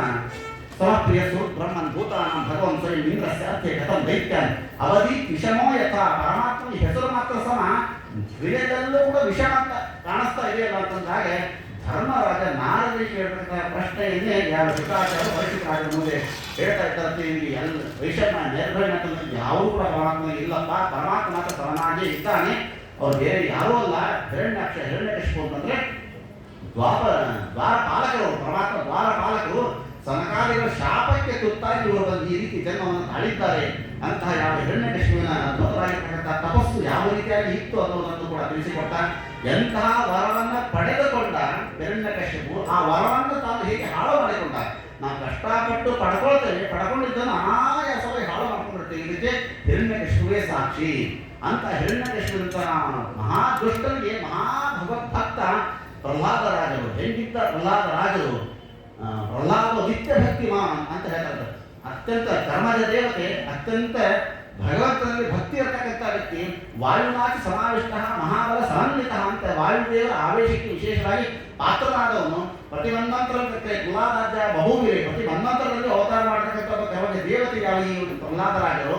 ಅಂತ ಪ್ರಹ್ಲಾದರಾಜರು ಯಾವ ಗುರುಕುಲದಿಂದ ಕೊಟ್ಟಂತ ಒಂದು ದೊಡ್ಡದಾಗಿ ಸಂದೇಶ ಯಾಕಂದ್ರೆ ನವವಿಧವಾಗಿರ್ತಕ್ಕಂಥ ಭಕ್ತಿಯನ್ನೇ ಕೊಟ್ಟಂತವರು. ಶ್ರವಣಂ ಕೀರ್ತನ ವಿಷ್ಣೋ ಸ್ಮರಣಂ ಪಾದಸೇವನ ಅರ್ಚನಂ ವಂದನಂ ದಾಸ್ಯಂ ಸಖ್ಯಂ ಆತ್ಮನಿವೇದನ ಅನ್ನತಕ್ಕಂಥ ನವವಿಧವಾದ ಭಕ್ತಿಯನ್ನ ಅಪ್ಪನ್ನ ಮುಂದೆ ಮಾಡಿಕೊಂಡು ಇಡೀ ಜಗತ್ತಿಗೆ ಕೊಟ್ಟಂತಹ ಮಹಾನುಭಾವರು ಪ್ರಹ್ಲಾದರಾಜರು. ಮುಂದೆ ದೈತ್ಯ ಬಾಲಕರಿಗೆ ಅದ್ಭುತವಾಗಿರ್ತಕ್ಕಂಥ ಉಪದೇಶವನ್ನು ಕೂಡ ಮಾಡ್ತಾ ಇದ್ದಾರೆ. ಕೌಮಾರಾಚನೆ ಪ್ರಾಜ್ಞಾ ಧರ್ಮ ಭಾಗವತಾನಿಗ ಅಂತ. ಆ ಯಾವ ಪ್ರಹ್ಲಾದರಾಜ ನಿಜವಾಗಿರುವ ನಡವಳಿಕೆಯಿಂದಾಗಿ ಏನಾಗಿತ್ತು ಹಿರಣ್ಯಕಶಿಪು ಹೇಳ್ತಾನವನು, ನೀ ಹೆಂಗಿತ್ತಿ ಗೊತ್ತಾ, ನೀನು ದೈತ್ಯರಿಗೆ ಚಂದನವನೇ ಜಾತೋಯಂ ಕಂಟಕದ್ರುಮ ಅಂತ. ದೈತ್ಯರು ಎನ್ನತಕ್ಕಂಥ ಗಂಧದ ವನದಲ್ಲಿ ನೀನೊಂದು ಮುಳ್ಳು ಕಂಟೆಯಲ್ಲಿ ಬೆಳೆದಿದ್ದೀಯಲ್ಲೋ ಅಂತ ಹಿರಣ್ಯಕಶಿಪು ಪ್ರಹ್ಲಾದರಾಜ ಹೇಳಿದಂತೆ. ಅದನ್ನೇ ಸ್ವಲ್ಪ ಉಲ್ಟ ಮಾಡಿಕೊಂಡ್ರೆ ಅಂತ ಹೇಳ್ತಾರಷ್ಟೇ. ದೈತ್ಯರಿಗೆ ಕಂಟಕವನೇ ಜಾತೋಯಂ ಚಂದನದ್ರುಮ. ದೈತ್ಯರು ಎನ್ನತಕ್ಕಂಥ ಕಂಟಕದ ವನದಲ್ಲಿ ಒಂದು ಗಂಧದ ಮರ ಬೆಳೆದಿದ್ದಂತೆ ಯಾವ ಪ್ರಹ್ಲಾದರಾಜರು. ಅಂತ ಯಾವ ಪ್ರಹ್ಲಾದರಾಜರಿಗೆ ಅನೇಕ ರೀತಿಯಾಗಿರ್ತಕ್ಕಂಥ ಮರಣಗಳು ಬಂದರೂ ಕೂಡ ಪರಮಾತ್ಮನ ಅನುಗ್ರಹದಿಂದ ಮರಣ ಬರಲಿಲ್ಲ. ಯಾವ ಈ ನರಸಿಂಹದೇವರು ಅವತಾರವಾಗಬೇಕಾಗಿತ್ತು. ಅದಕ್ಕೋಸ್ಕರವಾಗಿ ಯಾವ ಹಿರಣ್ಯಕಶಿಪು ಅವನು ಕೇಳ್ತಾ ಇದ್ದಾನೆ, ಎಲ್ಲಿದ್ದಾನೆ ಪರಮಾತ್ಮ ತಂದಾಗ ಅಕಸ್ಮಾತ್ ಸ್ತಂಭೆಯ ದೃಶ್ಯತೆ. ಪರಮಾತ್ಮ ಇದ್ದಾನೆ ತಂದಾಗ ಖಡ್ಗ ಪ್ರವೃಕ್ಷ ಖಡ್ಗ ಅತಿಬಲ ಸಮುಷ್ಟಿನ ತತಾಡ ಜೋರಾಯ ಕಂಬಕ್ಕೆ ಕೂತಿದಾಗ ಸತ್ಯಂ ವಿಧಾತು ನಿಜವತ್ಯ ಭಾಷಿತಂ ವ್ಯಾಪ್ತಿಂಚ ಭೂತೇಶು ಅತಿದೇಶಾತ್ಮನಃ ಅದೃಶ್ಯತಾತ್ ಅದ್ಭುತ ರೂಪಮುದ್ಭವಂ ಸ್ತಂಭೆ ಸಭಾಯ ನಮೃಗಂ ನ ಮಾನುಷಂ ಅಂತ ಪರಮಾತ್ಮ ಮೃಗನಲ್ಲ, ಈ ಕಡೆ ನರ ಅಲ್ಲ, ನರಾನು ಹೌದು ಮೃಗಾನು ಹೌದು ಎಂಬತಕ್ಕಂಥ ಅದ್ಭುತವಾದ ರೂಪವನ್ನು ತೆಗೆದುಕೊಂಡು ಬಂದು ಆ ಹಿರಣ್ಯಕಶಿಪು ಸಂಹಾರವನ್ನು ಮಾಡಿದ. ಇವತ್ತು ನಾವೆಲ್ಲರೂ ಕೂಡ ನಾಳೆ ಇನ್ನು 4 ದಿವಸಕ್ಕೆ ನರಸಿಂಹ ಜಯಂತಿ ಬರ್ತಾ ಇದೆ. ನಾವು ನರಸಿಂಹ ಜಯಂತಿ ದಿವಸ ನರಸಿಂಹ ಪುರಾಣ ಕೇಳಬೇಕು ಅಥವಾ ಪ್ರಹ್ಲಾದನ ಕಥೆ ಕೇಳಬೇಕು ಅಂದ್ರೆ ಕೊನೆಗೆ ನರಸಿಂಹದೇವರ ಅವತಾರವಾಗೋದು. ನರಸಿಂಹದೇವರ ಅವತಾರ ನರಸಿಂಹದೇವರು ಒಂದು ಸರ್ತಿ ನಾವು ಬಾಯಿಂದ ಹೇಳ್ತೀವಿ. ನರಸಿಂಹದೇವರ ಅವತಾರ ಆಗಬೇಕು ಅಂತಂದ್ರೆ ಸುಮಾರು ಒಂದು 100 ಸರ್ತಿ ಹಿರಣ್ಯಕಶಿಪು ಹೆಸರು ಹೇಳ್ತೀನಲ್ಲ. ಹಿರಣ್ಯಕಶಿಪು ಇಲ್ಲ ಅಂತಾಗಿದ್ರೆ ನರಸಿಂಹದೇವರೇ ಬರ್ತಾ ಇರಲಿಲ್ಲ ಇವತ್ತು. ಅದಕ್ಕೆ ಹಿರಣ್ಯಕಶಿಪು ಕೂಡ ನಿಜವಾಗಿ ನರಸಿಂಹದೇವರ ಅವತಾರಕ್ಕೆ ಕಾರಣನಾದ ಅವನು ಒಬ್ಬ ಹಿರಣ್ಯಕಶಿಪು. ಅದಕ್ಕಾಗಿ ನಾನು ಅವತ್ತು ಮೊನ್ನೆ ಹೇಳಿದೆ, ಕೆಟ್ಟ ವ್ಯಕ್ತಿಗಳನ್ನ ಯಾಕೆ ನಮ್ಮ ಪಕ್ಕದಲ್ಲಿ ಪರಮಾತ್ಮ ಇಟ್ಟಿರ್ತಾನೆ ಅಂತಂದ್ರೆ ನಮ್ಮ ಒಳ್ಳೆಯದಕ್ಕೋಸ್ಕರವಾಗಿ ಕೆಟ್ಟ ವ್ಯಕ್ತಿಗಳನ್ನ ನಮ್ಮ ಪಕ್ಕದಲ್ಲಿ ಇಟ್ಟಿರ್ತಾನೆ. ಅವತ್ತು ಏನಾದ್ರು ಕೆಟ್ಟ ಅಪ್ಪ ಇರಲಿಲ್ಲ ಅಂತ ಇದ್ರೆ ಈ ಮಗನಿಗೆ ನರಸಿಂಹದೇವರ ಸಾಕ್ಷಾತ್ಕಾರ ಆಗ್ತಾ ಇರಲಿಲ್ಲ. ಅವತ್ತು ಕೆಟ್ಟ ತಾಯಿ ಇರಲಿಲ್ಲ ಅಂತ ಇದ್ರೆ ಧ್ರುವರಾಜನಿಗೆ ವಾಸುದೇವ ಸಿಗ್ತಾ ಇರಲಿಲ್ಲ. ಕೆಟ್ಟ ಅಣ್ಣ ರಾವಣ ಇಲ್ಲ ಅಂತ ಇದ್ರೆ ವಿಭೀಷಣನಿಗೆ ರಾಮನ ಸಮಾಗಮ ಆಗ್ತಾ ಇರಲಿಲ್ಲ. ಕೆಟ್ಟ ವ್ಯಕ್ತಿಗಳಲ್ಲಿ ಹಿರಣ್ಯಕಶಿಪು ಇರಬಹುದು, ದುರ್ಯೋಧನ ಇರಬಹುದು, ಅಥವಾ ರಾವಣ ಇರಬಹುದು. ಎಲ್ಲ ಕೆಟ್ಟ ವ್ಯಕ್ತಿಯಿಂದಲೇ ನಾವು ಅದ್ಭುತವಾಗಿರತಕ್ಕಂತಹ ಸಾಧನೆ ಮಾಡಿದ ಮಹಾನುಭಾವರನ್ನು ನೋಡಿ ನಾವು ಕೂಡ ಮುಂದೆ ಸಾಧನೆ ಮಾಡಬೇಕು ಅನ್ನೋದಕ್ಕೆ ಪ್ರಹ್ಲಾದರಾಜರೇ ನಮಗೆ ಸಾಕ್ಷಿ ಅಂತ ಪ್ರಹ್ಲಾದರಾಜರ ಕಥೆಯನ್ನು ಹೇಳ್ತಾ ಮುಂದೆ ತ್ರಿಪುರಾಸುರ ಸಂಹಾರದ ಕಥೆಯನ್ನು ಹೇಳ್ತಾ ಅನೇಕವಾಗಿರ್ತಕ್ಕಂಥ ಧರ್ಮ, ಸ್ತ್ರೀ ಧರ್ಮ, ಪುರುಷ ಧರ್ಮ, ರಾಜಧರ್ಮಗಳನ್ನು ಪ್ರಹ್ಲಾದರಾಜರಿಗೆ ಕೇಳ್ತಾ ರಾಜ್ಯ ಭಾರವನ್ನು ಮಾಡ್ತಿದ್ದ ರಕ್ಷಿತರಾಜರ ಬಗ್ಗೆ ಅನೇಕವಾಗಿರ್ತಕ್ಕಂಥ ಮನ್ವಂತರ ಚರಿತ್ರೆಯನ್ನು ತಿಳಿಸಿಕೊಡಬೇಕು ಅಂತಂದಾಗ 8ನೇ ಸ್ಕಂದದಲ್ಲಿ ಒಟ್ಟು 14 ಮನ್ವಂತರಗಳು, ಸ್ವಯಂಭವ ಮನ್ವಂತರ, ಸಾರ್ವತ್ರಿಕ ಮನ್ವಂತರ, ಐವತ ಮನ್ವಂತರ, ಒಟ್ಟು 14 ಮನ್ವಂತರ ಚರಿತ್ರೆಯನ್ನು ತಿಳಿಸಿಕೊಡ್ತಾರೆ. ಸ್ವಯಂಭವ, ಸ್ವರೋಚಿಸ, ಉತ್ತಮ, ತಾಪಸ, ಚಾಕ್ಷುಷ, ರೈವತ, ವೈವಸ್ವತ, ಸಾವರ್ಣಿ, ಇಂದ್ರ ಸಾವರ್ಣಿ, ಧರ್ಮ ಸಾವರ್ಣಿ, ರುದ್ರ ಸಾವರ್ಣಿ, ಅನೇಕವಾದ 14 ಯಾವ ಮನ್ವಂತರದಲ್ಲಿ ಯಾರ್ಯಾರು ದೇವತೆಗಳಾಗಿ ಬರ್ತಾರೆ, ಪರಮಾತ್ಮನ ಅವತಾರವಾಗ್ತದೆ, ಇಂದ್ರ ದೇವರು ಬರ್ತಾರೆ, ಮನುಪುತ್ರ, ಒಟ್ಟು ಧರ್ಮ ಮುಚ್ಚತೆ 6 ಧರ್ಮಗಳನ್ನು ಕೂಡ ತಿಳಿಸಿಕೊಟ್ಟ ಸ್ವಯಂಭವ. ಮೊದಲನೇ ಮನ್ವಂತರ ಸ್ವಯಂಭವ ಮನ್ವಂತರ. ಅದರಲ್ಲಿ ಮನುವೇ ಸ್ವಯಂಭವ ಮನುವಾಗಿ ಬರ್ತಾನೆ. ಪ್ರಿಯತ ಉತ್ಥಾನ ಪಾರ್ವತಿಗಳೇ ಮಕ್ಕಳಾಗಿ ಬರ್ತಾರೆ. ಸಾಕ್ಷಾತ್ ಪರಮಾತ್ಮ ಯಜ್ಞನಾಥನಾಗಿ ಪರಮಾತ್ಮನಲ್ಲಿ ಅವತಾರವನ್ನು ಮಾಡ್ತಾ ಇದ್ದಾನೆ. ಮುಂದೆ ಅನೇಕ ಎಲ್ಲ ಮನ್ವಂತರದ ಕಥೆ ಹೇಳ್ತಾರೆ. 4ನೇ ಮನ್ವಂತರವೇ ತಾಪಸ ಮನ್ವಂತರ. ತಾಪಸ ಮನ್ವಂತರ ಸಾಕ್ಷಾತ್ ಪರಮಾತ್ಮ ಬಂದು ಗಜೇಂದ್ರನನ್ನು ಉದ್ಧಾರವನ್ನು ಮಾಡಿದ ಕಥೆಯನ್ನ, ಗಜೇಂದ್ರ ವೃಕ್ಷದ ಕಥೆಯನ್ನು ತಿಳಿಸಿಕೊಡ್ತಾರೆ. ಮುಂದೆ ಬರತಕ್ಕಂಥ ಚಾಕ್ಷುಷ ಮನ್ವಂತರದ ಸಾಕ್ಷಾತ್ ದೇವತೆಗಳು ದಾನವರು ಸೇರಿಕೊಂಡು ಸಮುದ್ರವನ್ನು ಹತನ ಮಾಡಿ ಅಮೃತವನ್ನು ಯಾವ ರೀತಿಯಾಗಿ ಪರಮಾತ್ಮ ಅವರಿಗೆ ಪಾನ ಮಾಡಿಸಿದ ಮಂದರ ಗಿರಿ ತಂದು ಸಿಂಧೂವಿನೊಳಗಿಟ್ಟು ಚಂದರಿ ಕಡೆದು ಅಮೃತವ ತೆಗೆದು ಇಂದೂಮುಖಿಯೇ ನೀ ಬಡಸೆಂದು ಕೊಟ್ಟರೆ ದರ್ಭರ ಏನ ಮಾಡಿ ದೈತ್ಯರ ವಂಚಿಸಿದ ಇಂತಹ ಹೆಣ್ಣನ್ನ ನಾನೆಲ್ಲೂ ಕಾಣೆನ ಅನ್ನತಕ್ಕಂಥ ದಾಸರ ಮಾತಿನಿಂದಾಗಿ ಎಲ್ಲಾ ದೈತ್ಯರನ್ನ ವಂಚನೆಯನ್ನು ಮಾಡಿ ಪರಮಾತ್ಮ ದೇವರಿಗೆ ಅಮೃತ ಪಾನ ಮಾಡಿಸಿದ ಕಥೆಯನ್ನು ಹೇಳ್ತಾ ಈಗ ಬಲಿಚಕ್ರವರ್ತಿಯರು ನಾನೇ ಇಂದ್ರರಾಗಬೇಕು ಅಂತ ಹಠ ಕೊಟ್ಟು 99 ಯಜ್ಞವನ್ನು ಮಾಡಿ ಮುಗಿಸಿಬಿಟ್ರು. ಒಂದೇ ಒಂದು ಯಜ್ಞ ಆಗಿದ್ದು ಇವರು ಇಂದ್ರ ಬದಲಿಗೆ ಬರಬೇಕಾಗಿತ್ತು. ಅದಕ್ಕಾಗಿ ಮತ್ತೆ ಸಾಕ್ಷಾತ್ ಪರಮಾತ್ಮ ವಾಮನಾಗಿ ಅತಿಥಿ ಕಶ್ಯಪರು ಫಲ್ಗುಣಸ್ಯ ಮನೆಪಕ್ಷ ದಾಲಸ್ಯ ಪಯೋಗ 12 ದಿವಸಗಳ ಕಾಲ ಮಾಡತಕ್ಕಂಥ ಪಯೋಗತವನ್ನ ಆಚರಣೆಯನ್ನು ಮಾಡಿದಾಗ ಅತಿಥಿ ಕಶ್ಯಪರು ಸಾಕ್ಷಾತ್ ಪರಮಾತ್ಮ ಮತ್ತು ವಾಮನಾಗಿ ಅವತಾರವನ್ನು ಮಾಡಿಕೊಂಡು ಬಲಿಚಕ್ರವರ್ತಿಯನ್ನು ಪಾತಾಳಕ್ಕೆ ತಳ್ಳಿ ದೇವತೆಗಳ ಇಂದ್ರನನ್ನು ಉದ್ಧಾರ ಮಾಡಿದ. ಮುಂದೆ ಸತ್ಯವರ್ತರಾಗಿದ್ದರೆ ಯಾವ ರೀತಿಯಾಗಿ ಪರಮಾತ್ಮ ಮತ್ಸ್ಯರೂಪಿಯಿಂದ ಅವತಾರವನ್ನು ಮಾಡ್ತಾನೆ ಅನ್ನುವ ಕಥಾಭಾಗವನ್ನು ಹೇಳ್ತಾ ಮುಂದೆ ಯಾವ ದ್ರವಿಡೇಶ್ವರನಾಗಿರ್ತಕ್ಕಂಥ ಮತ್ಸ್ಯರೂಪಿ ಪರಮಾತ್ಮ ಅನುಗ್ರಹವನ್ನು ಮಾಡಿರ್ತಕ್ಕಂಥ ಸತ್ಯವರ್ತರಾಗಿನ ಮುಂದೆ ಮೌನವಾಗಿ ಬರ್ತಾ ಇದ್ದಾನೆ. ಸೂರ್ಯವಂಶ ಚಂದ್ರವಂಶದ ವಿಸ್ತಾರವಾಗಿರ್ತಕ್ಕಂಥ ಕಥೆಯನ್ನು ತಿಳಿಸಿಕೊಡಬೇಕು ಅಂತಂದಾಗ ಯಾವ ಶುಕಾಚಾರ್ಯರು ಹೇಳಿಬಿಟ್ರು, ನಶಕ್ಯತೆ ವಿಸ್ತಾರತಃ ವಕ್ತು ವರ್ಷ ಶತೈರಪಿ ವಿಸ್ತಾರ ಮಾಡಲಿಕ್ಕೆ ಆಗಲ್ಲಪ್ಪ, ಸಂಕ್ಷೇಪವಾಗಿ ಹೇಳ್ತೇನೆ ಅಂತ ಹೇಳಿದ. ಸೂರ್ಯವಂಶ ಚಂದ್ರವಂಶ ಎರಡಕ್ಕೂ ಮೂಲ ವರ್ಷ ಸಾಕ್ಷಾತ್ ಪರಮಾತ್ಮ. ಪರಮಾತ್ಮನ ಮಗನೇ ಬ್ರಹ್ಮ, ಬ್ರಹ್ಮನ ಮಗನೇ ಮರೀಚಿಯ ಮಕ್ಕಳೇ ಕಶ್ಯಪರು, ಕಶ್ಯಪನ ಮಕ್ಕಳೇ ವಿವಸ್ವಾನ್ ಮಗನೇ ವೈವಸ್ವತ ಮನು ಅಂತ ಬರ್ತಾನೆ. ಇಲ್ಲಿಗೆ ಸಾರ್ಥದೇವ ಅಂತ ಹೇಳ್ತಾರೆ. ಇವನಿಗೆ ಒಟ್ಟು 10 ಜನ ಮಕ್ಕಳಾಗಿ ಬರ್ತಾರೆ. ವೈವಸ್ವತ ಮನುವಿಗೆ ಅವರೇ ಇಕ್ಷ್ವಾಕು, ಮೃಗ, ಶರ್ಯಾತಿ, ಧಿಷ್ಟ, ಭ್ರಷ್ಟ, ಕರುಷಕ, ನರ್ಷಂತ, ನಾಭಾಗ, ನಭ, ಕವಿ ಅಂತ ಒಟ್ಟು 10 ಜನ ಮಕ್ಕಳ ಕಥೆಯನ್ನ ವಿಸ್ತಾರವಾಗಿ ತಿಳಿಸಿಕೊಡ್ತಾರೆ. ಈ ಸೂರ್ಯವಂಶದಲ್ಲಿ ಬಂದವನು ಸಾಕ್ಷಾತ್ ಪರಮಾತ್ಮ ಶ್ರೀರಾಮನಾಗಿ ಅವತಾರವನ್ನು ಮಾಡಿದ. ಇದೇ ಪರಮಾತ್ಮ ಕೃಷ್ಣನಾಗಿ ಚಂದ್ರವಂಶಕ್ಕೂ ಕೂಡ ಬಂದಿದ್ದಂತೆ. ಕೃಷ್ಣನಿಗೆ ಅವತಾರ ಮಾಡಿದ ಚಂದ್ರವಂಶದಲ್ಲಿ. ಈ ಚಂದ್ರವಂಶಕ್ಕೂ ಮೂಲ ವರ್ಷ ಮತ್ತೆ ಪರಮಾತ್ಮನೇ. ಮತ್ತೆ ಪರಮಾತ್ಮನ ಮಗ ಬ್ರಹ್ಮ, ಬ್ರಹ್ಮನ ಮಕ್ಕಳೇ ಮರೀಚ ಋಷಿಗಳು, ಮರೀಚ ಮಕ್ಕಳು ಅತ್ರಿ ಋಷಿಗಳು. ಅತ್ರಿ ಕಣ್ಣಿನಿಂದ ಹುಟ್ಟಿದವನೇ ಚಂದ್ರ, ತಾರ ಇವರಿಬ್ಬರಲ್ಲಿ ಬಂದವನೇ ಬುಧ. ಆ ಬುಧನ ಮಗನಾಗಿ ಬಂದವನೇ ಪುರೂರವಸ್ ಮತ್ತು ಊರ್ವಶಿ. ಇವರಿಬ್ಬರಲ್ಲಿ ಮತ್ತೆ 6 ಜನ ಮಕ್ಕಳಾಗಿ ಬರ್ತಾರೆ. ಆಯು, ಶುಕಾಯು, ಸತ್ಯಾಯು, ಹಯ, ಜಯ, ವಿಜಯ ಅಂತ 6 ಜನ ಮಕ್ಕಳು. ಆಯುನ ಸಂತತಿಗೆ ಬಂದವನೇ ನಹುಷನ ಮಕ್ಕಳಾಗಿ ಬಂದು ಯಯಾತಿ 2 ಹೆಂಡತಿಯರು ದೇವಯಾನಿ ಮತ್ತು ಶರ್ಮಿಷ್ಠ. ದೇವಯಾನಿಗೆ 2 ಮಕ್ಕಳು ಯದು ಮತ್ತು ತುರ್ವಸು ಅಂತ. ಶರ್ಮಿಷ್ಠಿಗೆ 3 ಜನ ಮಕ್ಕಳು ಅನು, ದ್ರಕ್ಷು, ಪೂರ್ವ ಅಂತ. ಶರ್ಮಿಷ್ಠಿಯ ಮಗನಾದ ಪುರುವಿನ ವಂಶಕ್ಕೆ ಬಂದವನೇ ಕೌರವರಾಗಿ ಬರ್ತಾ ಇದ್ದಾರೆ. ದೇವಯಾನಿಯ ಮಗನಾದ ಯದುವಿನ ವಂಶಕ್ಕೆ ಬಂದವರೇ ಯಾದವರಾಗಿ ಬರ್ತಾರೆ. ಯಾದವರಿಗೆ ಸಾಕ್ಷಾತ್ ವಸುದೇವ ದೇವಕಿ ಎಂಬ ಸಾಕ್ಷಾತ್ ಕೃಷ್ಣ ಪರಮಾತ್ಮನಾಗಿ ಅವತಾರವನ್ನು ಮಾಡಿದ ಅನ್ನೋ ಯಾವ ಚಂದ್ರವಂಶ ಹಾಗೂ ಸೂರ್ಯವಂಶದ ಚರಿತ್ರೆ ತಿಳಿಸಿಕೊಟ್ಟ ಪರಿಚಿತರಾಗಿ ಕೇಳ್ತಾರೆ. ಆ ಕೃಷ್ಣ ಪರಮಾತ್ಮ ಯಾಕೆ ಅವತಾರವನ್ನು ಮಾಡಿ ಬಂದ, ಬರುವುದಕ್ಕೆ ಕಾರಣ ಏನು ಅಂತ ಕೃಷ್ಣ ಪರಮಾತ್ಮನ ಕಥೆಯನ್ನು ಸ್ವಲ್ಪ ವಿಸ್ತಾರವಾಗಿ ತಿಳಿಸಿಕೊಡಬೇಕು. ನಮಗೆ ಗೌಣ್ಯಸ್ತ್ರ ವಿಕೃಷ್ಟವಿದಂ ನರಂಗಂ ಸಂತಾನ ಬೀಜಂ ಕುರು ಪಾಂಡವಾನಂ ಯುಗೋಪ ಕೋಕ್ಷಿಂದರ ಆಪ್ತ ಚಕ್ರೋ ಮಾತಶ್ಚರ್ಯಗೆ ಶ್ರಮಂಗತಾಯ ಅಂತ ಕೃಷ್ಣ ಪರಮಾತ್ಮನಿಂದಲೇ ನಾನು ಇವತ್ತು ಬದುಕಿದ್ದದ್ದು ವಿಸ್ತಾರವಾಗಿ ತಿಳಿಸಿಕೊಡ್ಬೇಕಂದಾಗ ವಾದರಾಜರು ತಿಳಿಸಿಕೊಡ್ತಾರೆ. ಯಾಕೆ ಕೃಷ್ಣ ಪರಮಾತ್ಮ ಬರಲಿಕ್ಕಾಗಿತ್ತು. ಅಸಂಖ್ಯ ಪಾಪಾಚರ ಕೋಟಿ ಭಾಜಂ ಜಗಾಮಧಾತ್ರಿ ಶರಣಂ ನಿರಿಂಚೆ ಅಂತ ಯಾವ ಬ್ರಹ್ಮದೇವರಿಗೆ ಶರಣ ಹೊಂದಿದಾಗ ಬ್ರಹ್ಮದೇವರು ಕೂಡ ಪುರುಷ ಸೂಕ್ತದಿಂದ ಪರಮಾತ್ಮನನ್ನ ಸ್ತೋತ್ರ ಮಾಡ್ತಾರೆ ಅಂತ ಪರಮಾತ್ಮ ನಾನು ವಸುದೇವ ದೇವಕಿಯರಿಗೆ ಅವತಾರವನ್ನು ಮಾಡಿ ಬರ್ತೇನೆ ಅಂತ ಹೇಳಿದಾಗ ಸಾಕ್ಷಾತ್ ವಸುದೇವ ದೇವಕಿಯರು ಕೌಸವನ ತಂಗಿ ಮದುವೆಯನ್ನು ಮಾಡಿ ಕೊಟ್ಟಿದ್ದಾರೆ. ತಾನು ಮನೆಗೆ ಕರೆದುಕೊಂಡು ಹೋಗುವಾಗ ಹೇಳಿಬಿಟ್ಟವನು ಅಷ್ಟನ ಗರ್ಭವೇ ನಿನ್ನ ಮೃತ್ಯುವಿಗೆ ಕಾರಣ ಅಂತ ಹೇಳಿ ಕೊನೆಗೆ 8 ಗರ್ಭದಲ್ಲಿ ಕೂಡ 6 ಗರ್ಭವನ್ನು ಕೊಂದು ಹಾಕದೆ 7ನೇ ಗರ್ಭ ಸಂಕರ್ಷಣ ರೋಹಿಣಿ ಗರ್ಭಕ್ಕೆ ಸೇರಿಸ್ತಾನೆ. 8ನೇ ಗರ್ಭವೇ ಸಾಕ್ಷಾತ್ ಪರಮಾತ್ಮ ಬಂದಿದ್ದಾನೆ. ಗರ್ಭಸ್ತುತಿಯನ್ನು ಮಾಡ್ತಾ ಇದ್ದಾರೆ. ಸತ್ಯ ವರಂ ಸತ್ಯ ಪರಂ ಸತ್ಯಂ ಸತ್ಯ ಸಿಯೋನಿ ನಿಹಿತಂಚ ಸತ್ಯ ಸತ್ಯಂ ಉತ ಸತ್ಯ ನೇತ್ರಂ ಸತ್ಯಾತ್ಮಕಂತ ಶರಣಂ ಪ್ರಪನ್ನ ಅಂತ ಬ್ರಹ್ಮದೇವರು ರುದ್ರದೇವರು ಏಕಕಾಲಕ್ಕೆ ಸ್ತುತಿಯನ್ನು ಮಾಡ್ತಾ ಇದ್ದಾರೆ. ಶ್ರಾವಣ ಮಾಸ ಅಷ್ಟಮಿ ತಿಥಿ ಮಧ್ಯರಾತ್ರಿ ಸಾಕ್ಷಾತ್ ಪರಮಾತ್ಮ ತಲಾದ್ಭುತಂ ಬಾಲಕ ಮುಮ್ಮುಜೇಕ್ಷಂ ಚತುರ್ಭುಜಂ ಶಂಕ ಜರಾದ್ವಿಧಾಯುಧಂ ಶ್ರೀವತ್ ಸದಾಕ್ಷಂ ಹರಸೋ ವಿಕೋಸ್ತವಂ ಪೀತಾಂಬರಂ ಸಾಂದ್ರ ಪಯೋಧ ಶೋಭಂ ಸಾಕ್ಷಾತ್ ಪರಮಾತ್ಮ ಶ್ರೀಕೃಷ್ಣನಿಗೆ ಅವತಾರವನ್ನು ಮಾಡಿ ಗೋಕುಲಕ್ಕೆ ಹೋಗಿ ಅಲ್ಲಿ ಬರ್ತಕ್ಕಂಥ ಅನೇಕ ರಾಕ್ಷಸ ಸಂಹಾರವನ್ನು ಮಾಡ್ತಾ ಇದ್ದಂತೆ. ಪೂರ್ಣ ಸಂಹಾರ, ಶಕಾಸುರ ಸಂಹಾರ, ತೃಣಾವರ್ತ ಸಂಹಾರ, ಎಲ್ಲ ದುಷ್ಟರ ಸಂಹಾರವನ್ನು ಮಾಡ್ತಾ ತನ್ನ ವತ್ಸ ಮುಂಚೆ ಕ್ವಚಿತ ಸಮಯ ಕ್ರೋಧ ಸಂಜಾತ ಹಾಸ ಅನೇಕವಾಗಿರ್ತಕ್ಕಂಥ ಬಾಲ ಲೀಲೆಗಳನ್ನು ತೋರಿಸ್ತಾ ಇದ್ದಾನೆ. ನವನೀತ ಚೋರ ಗೋಪೀಜನ ಜಾಗ ಆಗಿರ್ತಕ್ಕಂಥ ಹೆಸರನ್ನು ಪಡೆದುಕೊಂಡಿರ್ತಕ್ಕಂಥ ಪರಮಾತ್ಮನಿಗೆ ಗರ್ಗಾಚಾರ್ಯವನ್ನು ಶ್ರೀಕೃಷ್ಣ ಅಂತ ಹೇಳಿ ನಾಮಕರಣವನ್ನು ಮಾಡ್ತಾ ಇದ್ದಾರೆ. ಬಲಾದಿತ್ಯನ್ ಬಲಂ ವಿದುಹು ಬಲರಾಮನಿಗೆ ಬಲರಾಮ ಅಂತ ನಾಮಕರಣವನ್ನು ಮಾಡಿದ್ದಾರೆ. ಮುಂದೆ ಅನೇಕವಾದ ಬಾಲ ಲೀಲೆಗಳು ಗೋಕುಲದಿಂದ ವೃಂದಾವನಕ್ಕೆ ಬರ್ತಾರೆ. ವೃಂದಾವನದಲ್ಲಿ ಕೂಡ ಅಲ್ಲಿ ನಾಗ ಪತ್ನಿಯರ ಅನುಗ್ರಹವನ್ನು ಮಾಡಬೇಕಾಗಿತ್ತು, ಕಾಲಿಗೆ ವರ್ಧನ ಮಾಡಬೇಕಾಗಿತ್ತು, ಗೋವರ್ಧನಿಗೆ ಉದ್ಧಾರವನ್ನು ಮಾಡಬೇಕಾಗಿತ್ತು, ವಿಪ್ರ ಪತ್ನಿಯರಿಗೆ ಅನ್ನವನ್ನು ಕೇಳಬೇಕಾಗಿತ್ತು, ಕಾತ್ಯೆಯನ್ನು ಮಾಡತಕ್ಕಂಥ ಸ್ತ್ರೀಯರಿಗೆ ಉತ್ತಮವಾದ ಜ್ಞಾನವನ್ನು ಕೊಡಬೇಕಾಗಿತ್ತು. ಅನೇಕ ಎಲ್ಲ ಸ್ತ್ರೀಯರು ಕೂಡ ಅನುಗ್ರಹವನ್ನು ಮಾಡತಕ್ಕಂಥ ಕೃಷ್ಣ ಪರಮಾತ್ಮ ಮುಂದೆ ತನ್ನ ಸಂಕಲ್ಪದಂತೆ ತಾನು ಮಥುರಾಪಟ್ಟಣಕ್ಕೆ ಬರ್ತಾ ಇದ್ದಂತೆ ಅಕ್ರೂರನ್ನು ಬರಮಾಡಿಕೊಂಡು ತಾನು ಕರೆಸಿಕೊಂಡು ಹೋಗಿ ಯಾವ ಚಾಣೂರ ಮುಷ್ಟಿಕರನ್ನು ಕೂಡ ಸಂಹಾರವನ್ನು ಮಾಡ್ತಾ ಅಜಯನನ್ನು ಕೂಡ ಸಂಹಾರವನ್ನು ಮಾಡ್ತಾ ಕುಪ್ತಿ ಉದ್ಧಾರವನ್ನು ಮಾಡ್ತಾ ಮಂಚಸ್ಥ ಮಾತುಲಂಕೃಷ್ಟ ಮಾತನಾಗಿರ್ತಕ್ಕ ಸೋದರ ಮಾವನನ್ನ ಎಲ್ಲ ಸಭೆಯ ಮಧ್ಯದಲ್ಲಿ ಹಾಕಿ ಅದನ್ನು ಸಂಹಾರವನ್ನು ಮಾಡ್ತಾ ಇದ್ದಾರೆ. ದೇವತೆಗಳು ಅಷ್ಟು ಅನುಷ್ಠಾನ ಮಾಡ್ತಾ ಇದ್ದಾರೆ. ತಂದೆ ತಾಯಿಗಳ ಬಿಡುಗಡೆ, ಯಾವ ಗುರುಕುಲ ಸಾಂದೀಪಿಕ ಹತ್ರ ಗುರುಕುಲ ವಾಸ, ಮುಂದೆ ಅಸ್ಥಿಪಾಸ್ತಿಯರ ಜರಾಸಂಧ ಹತ್ರ ಜರಾಸಂಧ ಒಟ್ಟು 23 ಅಕ್ಷೋಹಿಣಿ ಸೈನ್ಯವನ್ನು ತೆಗೆದುಕೊಂಡು ಬಂದು ಯುದ್ಧಕ್ಕೆ ಬಂದಾಗ ಎಲ್ಲವನ್ನು ನಾಶ ಮಾಡಿದ ಕೃಷ್ಣ ಪರಮಾತ್ಮ.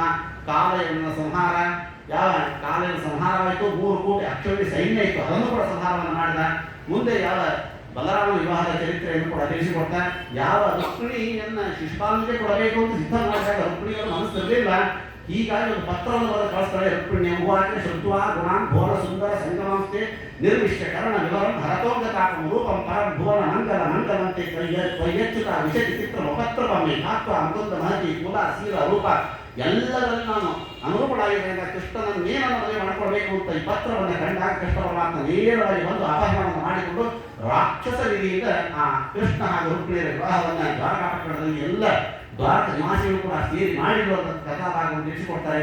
ಶಮಂತಕಮಣಿಗೆ ನಿಮಿತ್ತ ಮಾಡಿಕೊಂಡು ಯಾವ ಸತ್ಯಭಾಮ ಹಾಗೂ ಜಾಂಬವತಿ ವಿವಾಹವಾಗದೆ, ಕಾಲಿಗೆ ವಿವಾಹ, ಭದ್ರ ನೀಲ ಮಿತ್ರರಿಂದ ಒಟ್ಟು 8 ಜನ ವಿವಾಹ, ನರಕಾಸುರ ಸಂಹಾರವನ್ನ ಮಾಡಿ 16,108 ಒಟ್ಟು ಮದುವೆಯನ್ನು ಕೃಷ್ಣ ಪರಮಾತ್ಮ ಮಾಡಿಕೊಳ್ತಾನೆ. ನರಕಾಸುರ ಸಂಹಾರದಿಂದಾಗಿ ಜರಾಸಂಧನ ಸಂಹಾರ ಆಗಬೇಕಾಗಿತ್ತು. ಅದಕ್ಕೋಸ್ಕರ ಒಂದು ಕಾರಣ ಮತ್ತು ರಾಜಸೂಯ ಯಾಗ, ಪಾಂಡವರ ರಾಜಸೂಯ ಯಾಗ ಆಗಬೇಕು ಅಂತಂದ್ರೆ ಜರಾಸಂಧ ಸಾಯಲೇಬೇಕು. ಅದಕ್ಕೋಸ್ಕರವಾಗಿ ವಿವಾಹ ಬಾಂಧವಾರಣೆ ಅನೇಕ ಬಂಧಿತರಾಗಿರ್ತಕ್ಕಂಥ ರಾಜರ ಪ್ರಾರ್ಥನೆಯ ಮೇಲೆ ಪಾಂಡವರ ಹತ್ತಿರ ಒಂದು ಅರ್ಜುನನನ್ನು ಮತ್ತು ಭೀಮನನ್ನು ಕರೆದುಕೊಂಡು ಹೋಗಿ ಜರಾಸಂಧನ ಸಂಹಾರವನ್ನು ಮಾಡಿ ಅದ್ಭುತ ರೀತಿಯಲ್ಲಿ ಯಾವ ರಾಜಸೂಯ ಯಾಗವನ್ನು ಕೃಷ್ಣ ಪರಮಾತ್ಮ ಮಾಡಿಸಿದ. ಮುಂದೆ ರಾಜಸೂಯ ಯಾಗದಿಂದಾಗಿ ಬಹಳ ಸಂಕಟಪಟ್ಟಂತಹ ಯಾವ ದುರ್ಯೋಧನಾದಿಗಳು ದ್ಯೂತವನ್ನು ಇಡ್ತಾರೆ. ಅಂತ ದ್ಯೂತದಲ್ಲಿ ಕೂಡ ಕೃಷ್ಣ ಪರಮಾತ್ಮ ಹೇಗಂದ್ರೆ ತಾನು ಇರೋದಿಲ್ಲ. ಕೆಲವು ಕಡೆ ಹೇಗಿರುತ್ತೆ ಅಂತಂದ್ರೆ ನಮ್ಮೆಲ್ಲ ಹೇಳ್ತೀವಿ ನೋಡಿ, ನಾವು ಆರಾಧನೆ ಏನಾದ್ರು ಸ್ವಲ್ಪ ಏನೋ ಕಾರ್ಯಕ್ರಮ ನಡೆದ ಬಹಳ ಗಲಾಟೆ ಆಯಿತು ಅಂತಂದ್ರೆ ನಾನು ಇರಲಿದ್ದರೆ ನಾನು ಇತ್ಯಂತ ಸರಿ ಮಾಡಿಬಿಡ್ತಿದ್ದೇನೆ ಅನ್ನೋದು ನಾವು ಅನ್ಕೊಳ್ತೀವಿ ಅಷ್ಟೇ. ಆ ಕೃಷ್ಣನ ಹಾಗೆ ಅನಬೇಕಾಗ್ತದೆ. ಅಲ್ಲಿ ದ್ರೌಪದಿ ಮಾನಹರಣ ಆಗಬೇಕಾಗಿತ್ತು, ಪಾಪದ ಕೂಡ ತುಂಬಿತ್ತು. ಅದಕ್ಕೋಸ್ಕರವಾಗಿ ಕೃಷ್ಣ ಪರಮಾತ್ಮ ಬೇಕು ಅಂತ ತಾನು ನಿಲ್ಲಿಲ್ಲಂತೆ. ಅದು ವನವಾಸದಲ್ಲಿ ಬಂದಾಗ ಹೇಳ್ತಾನೆ, ಏ ದ್ರೌಪದಿ ಎಷ್ಟು ಅನ್ಯಾಯ ಆಯ್ತು ನನಗೆಲ್ಲ, ನಾನು ಅಲ್ಲಿ ಇದ್ದಿದ್ರೆ ನಾನೆಲ್ಲ ಸರಿ ಮಾಡಿದೆ, ಎಲ್ಲ ಬುದ್ಧಿ ಕಲಿಸಿ ಬಿಡ್ತಿದ್ದೆ. ಕೃಷ್ಣ ಪರಮಾತ್ಮ ಇರಲಿಲ್ವ ಅಲ್ಲಿ, ಅವನೇ ಅಕ್ಷಯ ವಸ್ತ್ರವನ್ನು ಕೊಟ್ಟವನು ಅವನೇ, ಅಲ್ಲಿ ಸರ್ವತ್ರ ವ್ಯಾಪ್ತ ಅಂತ ಪರಮಾತ್ಮ. ಇಲ್ಲೊಂದು ಸ್ವಲ್ಪ ತತ್ವವನ್ನು ನಾವು ತಿಳ್ಕೊಳ್ಬೇಕು. ದ್ರೌಪದಿ ಮಹಾಭಾರತ ದೇಶ ಕೊಡ್ತದೆ. ನಾವೆಲ್ಲ ಏನು ಅನ್ಕೊಳ್ತೀವಿ, ದುಶ್ಯಾಸನ ಬಂದು ದ್ರೌಪದಿಯ ಸೆರಗನ್ನು ಎಳೆದ, ದ್ರೌಪದಿ ಕಷ್ಟದಿಂದ ಕಾಪಾಡೋ ಪರಮಾತ್ಮನನ್ನು ಕೇಳಿಕೊಂಡು ಕೃಷ್ಣ ಪರಮಾತ್ಮ ಬಂದ ಕಕ್ಕ ಸೀರೆಯನ್ನು ಕೊಟ್ಟ ಮಾನವನ್ನ ಕಾಪಾಡಿದ. ಆದರೆ ನಮ್ಗೆ ಇದೊಂದು ದೊಡ್ಡ ನಮ್ಮ ಮಧ್ವಶಾಸ್ತ್ರಕ್ಕೆ ವಿರೋಧ ಏನು ಬರ್ತದೆ ಅಂತಂದ್ರೆ, ದ್ರೌಪದಿ ಅಂತಂದ್ರೆ ಯಾರಿಗಳು? ಸಾಕ್ಷಾತ್ ಭಾರತೀ ದೇವಿ ಭವತಿ ಯದನ ಭಾವ ದೇವ ಮೋಕೋಪಿ ವಾಗ್ಮಿ ಜಡಮತಿರಪಿ ಜಂತು ಜಾಯತೆ ಪ್ರಾಜ್ಞೆ ಮೌನಿ. ಇವಳಿಗೆ ಕಷ್ಟ ಬಂದಾಗ ಆಫ್ಟ್ರಾ ಒಂದು ಸೀರೆಗೋಸ್ಕರವಾಗಿ ದೇವರ ಹತ್ರ ಪ್ರಾರ್ಥನೆ ಮಾಡ್ತಾಳ.